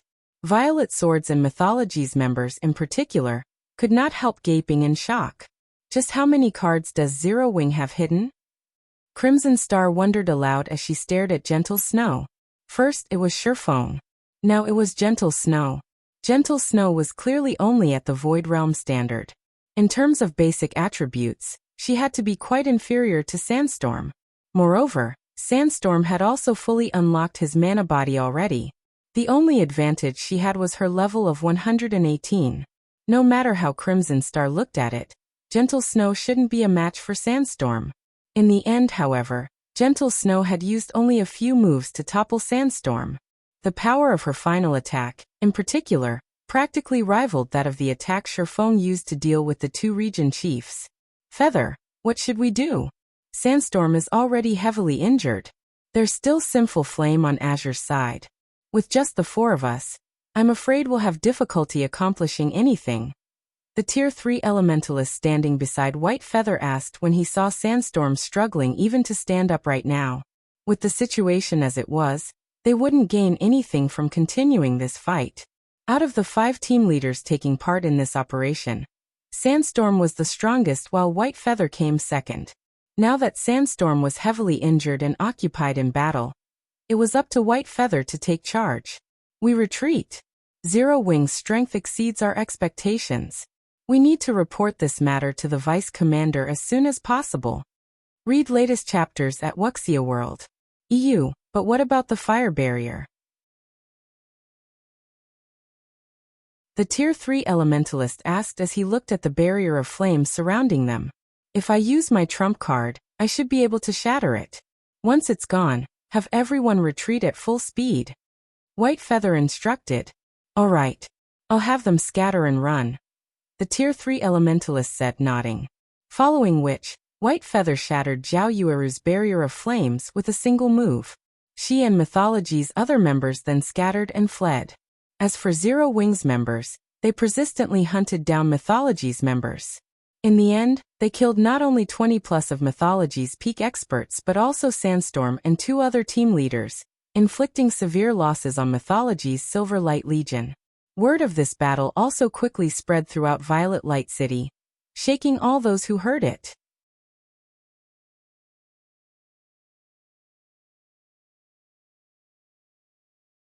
Chapter 2634.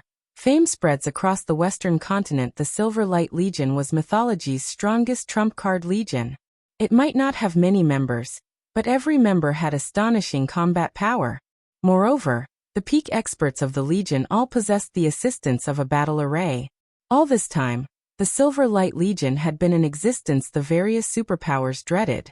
Meanwhile, although Violet Light City was a guild city jointly established by Violet Sword and Mythology, as many superpowers were partners with these super guilds, there were plenty of members of other superpowers present in the city.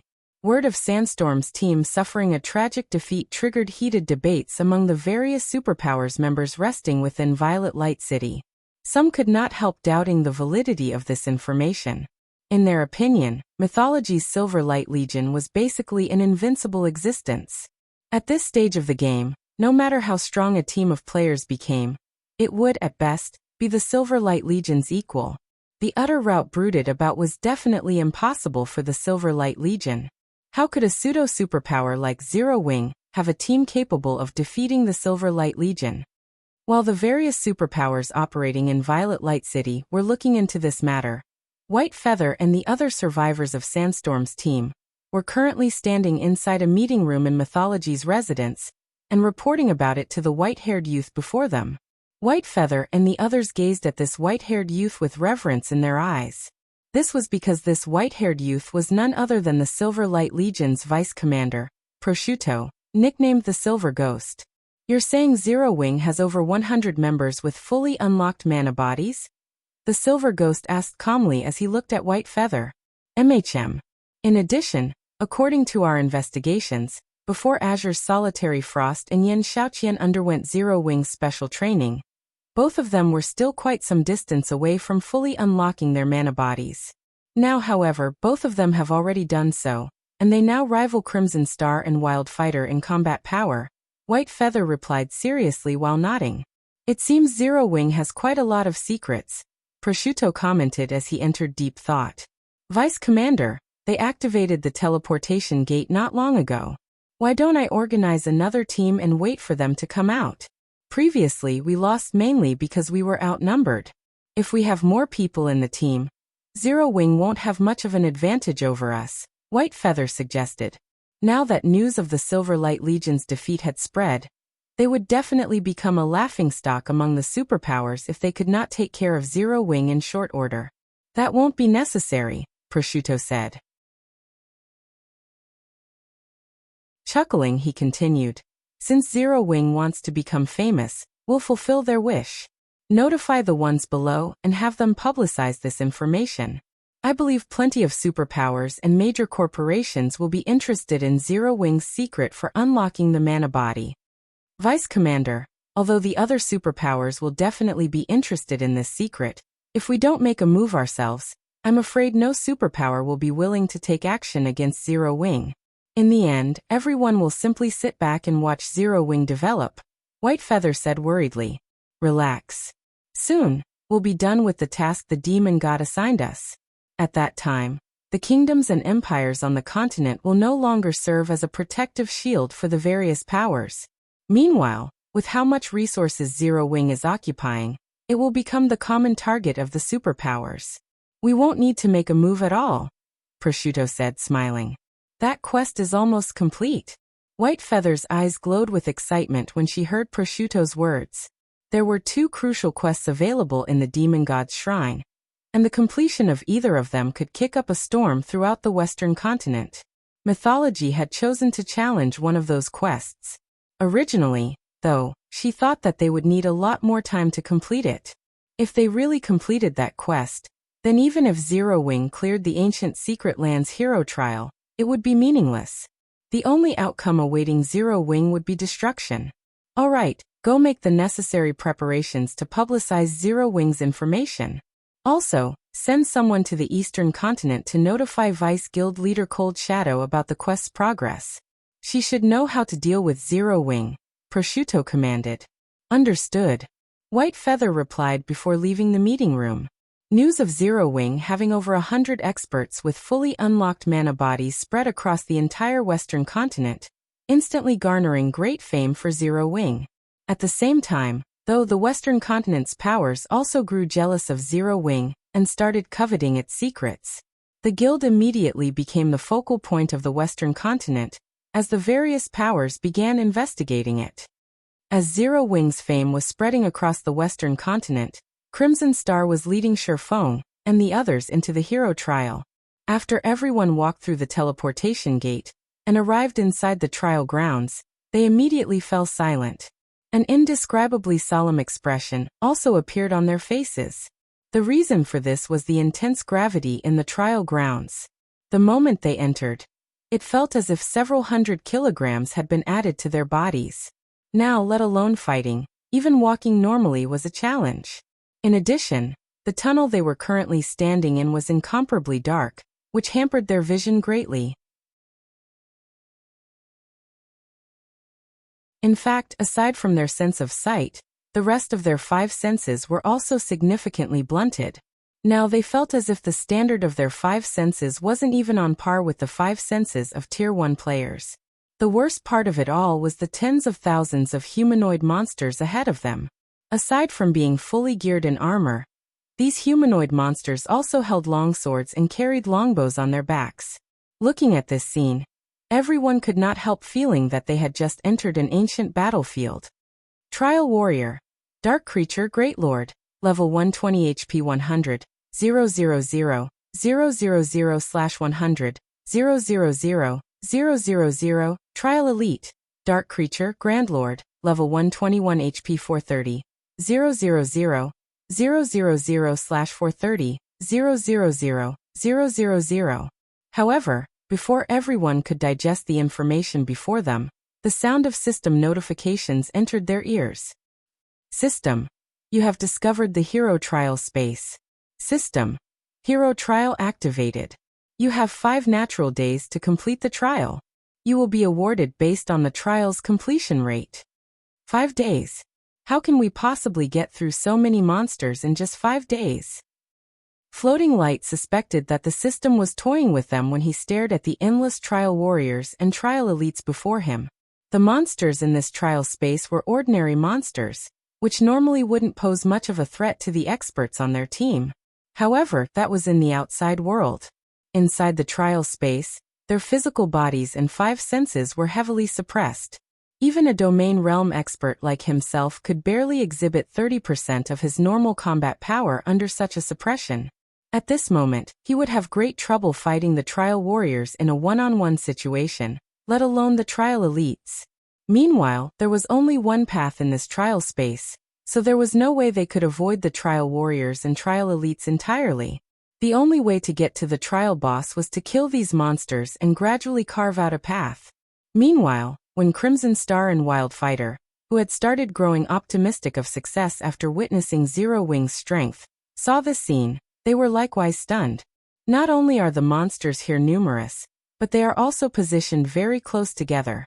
Even if we lure just one of them, I'm afraid we'll end up luring several thousand. In addition, all of these monsters are capable of ranged attacks. Let alone fighting, even dodging their attacks would be a problem. Wildfighter frowned at the trial warriors and trial elites that filled the tunnel before him. Although he had long known that the hero trial would be difficult, he never thought that it would be this difficult. With their bodies so heavily suppressed, if they tried fighting several thousand of these monsters simultaneously, they would definitely be honeycombed in no time. Look closer. The weapons of those monsters are enchanted with the penetrating effect. Not to mention other melee players. Even MTs won't be able to tank more than a handful of those monsters. The slightest mistake would mean death. Although I have some spells that can stop a portion of the ranged attacks, there are simply too many monsters. The help I can provide will be negligible, Crimson Star said, a bitter smile forming on her face as she pointed at the trial elite's weapons. Our only option is to have our ranged players kite the monsters and whittle away their numbers. However, if we do that, killing all these monsters in just 5 days will be utterly impossible. Upon hearing Crimson Star's words, Duan Hanshan and the other experts from the Azure Chamber of Commerce also nodded in agreement. Any melee expert that hadn't reached the Void Realm would get slaughtered if they tried going up against more than a handful of these trial monsters by themselves. However, their team simply had too few peak experts. They couldn't form a front line capable of effectively holding off the trial monsters. Their only option was to have the ranged players kite the monsters, and have the melee players repel any monsters that got too close for comfort. However, while this strategy was very safe, the efficiency was abysmal. Vice Commander Crimson, you say can block a portion of the ranged attacks? Feng asked after giving the matter some thought. Yes. I can block roughly 20% to 30% of the ranged attacks. However, there are simply too many monsters here. Against the attacks of several thousand monsters, even if I manage to block 30%, it will do little to no good for those dodging the attacks, Crimson Star said, nodding. Read latest chapters at Wuxia World. If you can block that much, then there shouldn't be any problem. Feng said after making some mental calculations. Afterward, my side will stand at the front and attract the monster's attacks. Everyone else just has to attack with everything you've got. We should be able to get to the trial boss within the stipulated time. You'll attract the attacks? Crimson Star was stunned by Feng's words. She simply couldn't understand why Feng didn't consider this a problem. These were the simultaneous attacks of several thousand monsters they were talking about. Moreover, some of these monsters even had weapons with enhanced penetrative effects. Not to mention, in this horrible environment, even peak experts would have difficulty evading the attacks of the trial monsters, let alone Zero Wings members, who were mainly at the refinement realm standard. However, before Crimson Star and the others could react to Feng's proposal, the swordsman had already commanded Zero Wings 100+ experts to take action. And these Zero Wing members immediately charged at the nearby trial warriors and trial elites without the slightest bit of hesitation.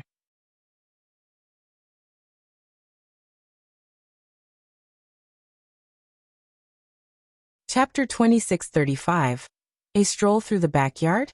Upon seeing Zero Wings members dash straight toward the nearest group of trial monsters, Violet Swords and Azure's members gaped in shock. They were going up against several thousand monsters here. Moreover, even the weakest of these monsters was a level 120 Great Lord. Yet Feng didn't even bother to discuss positioning and individual assignments before having Zero Wings members charge straight into battle. This was the first time Violet Swords and Azure's members had seen such leadership. To make matters worse, every one of Zero Wings members actually obeyed Feng's command. This is just too reckless. Wildfighter could not help feeling anxious when he saw Feng proceeding with utter disregard for their opinions. There are several thousand monsters. Even if they have fully unlocked mana bodies and can take some hits, if they can't dodge attacks, they'll still end up dead. He admitted that Zero Wings members were very high-leveled. In addition, every one of them also had a fully unlocked mana body. Zero Wings members definitely had a greater advantage when going up against the trial monsters than Violet Swords peak experts did. However, the system was clearly trying to test players' combat standards in this tunnel. Levels and fully unlocked mana bodies were only secondary. Currently, they were already tight for time because the trial duration was only 5 days instead of the expected 7 days. If they died here and lost a day's worth of progress, they definitely wouldn't be able to complete the trial. We have no choice but to go along with them. Crimson Star sighed when she saw Zero Wings members getting close to the nearest group of trial monsters. I'll activate my magic array in a moment. Everyone else, focus fire on the trial elites. So long as we reduce the number of penetrating attacks we have to deal with, we can stop the remaining trial monsters much more easily. Sinful Flame and the other members of Azure nodded in agreement with Crimson Star's plan, before charging toward the nearest trial elite. They intended to get rid of a few trial elites as soon as the battle between both sides started, so that they could lessen the pressure on Zero Wings members and minimize casualties. The instant Zero Wings members entered the trial monsters' perception range, the trial warriors and trial elites promptly sprang into action like veterans of the battlefield. In no time at all, 400 trial warriors spread out into a square formation around the main army. They then stabbed the iron shields they carried into the ground, creating an iron wall that protected the several thousand other trial monsters within their formation. As for the trial monsters inside the square formation, they unslung their bows, split up into several divisions, and fired arrows at Zero Wings members in intervals. This scene stunned Violet Swords and Azure's members momentarily. They had seen monsters attacking as an orderly group before, but this was definitely their first time seeing monsters attacking in such a well-trained fashion. In fact, the coordination of these trial monsters rivaled that of NPCs. Volleys of arrows rained down on Zero Wings members, each volley consisting of more than 1,000 arrows. Moreover, the intervals between the volleys were incredibly short. The arrows in each volley were also well spaced, leaving no room for Zero Wings members to exploit. It's over. Even peak experts will have difficulty dodging and blocking all those arrows. With the combat standards of Zero Wings members, several volleys would be enough to annihilate them. Wildfighter's complexion darkened significantly when he saw the spate of arrows bombarding Zero Wings members. Against such a coordinated and accurate assault, let alone Zero Wings members, even a group of peak experts wouldn't survive for very long. Although the attack pattern was very monotonous, the arrows flew incredibly fast. In addition, they came in torrents.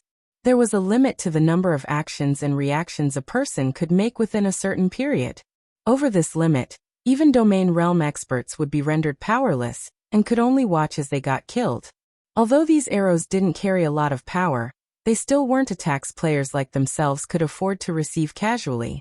At this moment, every one of Zero Wings members would have to go up against at least 10 arrows simultaneously, with some unlucky ones having to go up against as many as 20. After factoring in the speed of the arrows, these numbers had already exceeded the limits of even Tier 3 peak experts. Only domain realm experts would be able to accurately determine the trajectories of these arrows and react to them in time.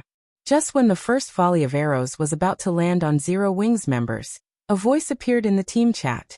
Vice Commander Crimson, activate your defensive magic array. Feng ordered unhurriedly as he looked at the descending arrows. Got it.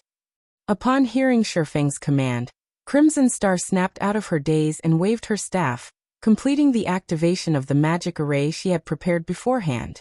A silver barrier bloomed from the center of Zero Wings formation, instantly expanding to cover a 200-yard radius, and enveloping all of Zero Wings members within it. Tier 3 Curse Aerial Defense. Aerial defense was a curse that had a certain probability of invalidating the flying tools within its range. It was similarly effective against arrows. In the next moment, more than 20% of the first arrow volley clattered to the ground.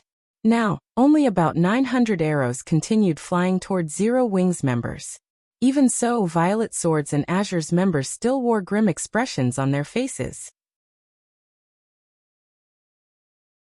Although the number of arrows had been reduced to around 900, the number of attacks each of Zero Wings members had to face still exceeded the limit of peak experts, let alone refinement realm experts. As Violet Swords and Azure's members were shaking their heads and sighing, Zero Wings members started maneuvering around the arrows, dodging them effortlessly as if they had long since known the trajectories of these arrows. From afar, it seemed as if Zero Wings members were dancing in a rain of arrows. When the first volley of arrows ended, not a single Zero Wing member had suffered a direct hit, while some Zero Wing members had lost roughly a quarter of their HP. That was merely a result of them defending against the Trial Elite's penetrating arrows. The HP they lost was also instantly replenished by the healers on the team. How is that possible? Floating Light's eyes bulged when he saw this scene. Against that volley of arrows, even he wouldn't have such an easy time blocking and defending. However, Zero Wings members had dealt with the volley of arrows as if they were just strolling through their backyard. At this moment, let alone Floating Light, even Solitary Frost and Xiaoqian, who had trained with Zero Wings members for the past few days, were astonished by this scene. Despite the majority of Zero Wings members being only at the refinement realm, they had easily dealt with an attack that even peak experts would find troublesome. This was simply unbelievable. They can actually block and dodge that kind of attack so easily? Just what kind of training do they normally undergo? Xiaoqian's heart roiled with confusion as she looked at Zero Wings refinement realm experts. What Xiaoqian and the others did not know was that Zero Wings core members had long since familiarized themselves with attacks like the Trial Monster's arrow attacks. After all, they faced much worse when they were training at the Extraordinary Tower's first floor. In fact, in the opinions of Zero Wings members, blocking and dodging the Trial Monster's arrow attacks would still be a cakewalk even without Crimson Star's support. After enduring several volleys of arrows, Feng noticed that all of the agitated Trial Monsters had shifted their attention to Zero Wings members. He then ordered through the team chat, "We've stabilized the aggro. Everyone, start attacking." Upon hearing Feng's command, Violet Swords and Azure's members snapped out of their daze and started launching attacks at the Trial Monsters, together with Zero Wings members. Because Zero Wings members were holding aggro, everyone else could attack freely without having to worry about getting attacked themselves. As a result, the Trial Monsters fell rapidly, one after another. Read latest chapters at Wuxia World. Meanwhile, everyone discovered that these Trial Monsters granted a surprisingly large amount of EXP. basically 3 times higher than normal. At this discovery, Violet Swords and Azure's members grew ecstatic. The only disappointing thing about these trial monsters was that they did not drop any loot.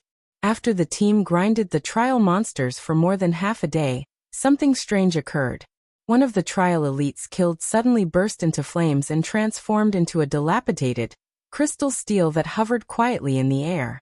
The steel radiated frightening mana fluctuations that sent many of the Tier 3 experts present stumbling back. An ancient legacy steel? When Feng saw this worn steel, his eyes widened in shock, and he could not help wondering whether he was hallucinating. You're tuning in to the Li Mei's Wuxia Whispers YouTube channel. We're so grateful for your support, and don't forget to subscribe to join us on this incredible journey through captivating stories. Your generosity through donations truly makes a world of difference, as it's the primary source of revenue that allows me to expand and enhance this channel for you. Thank you from the bottom of my heart for being a part of this adventure.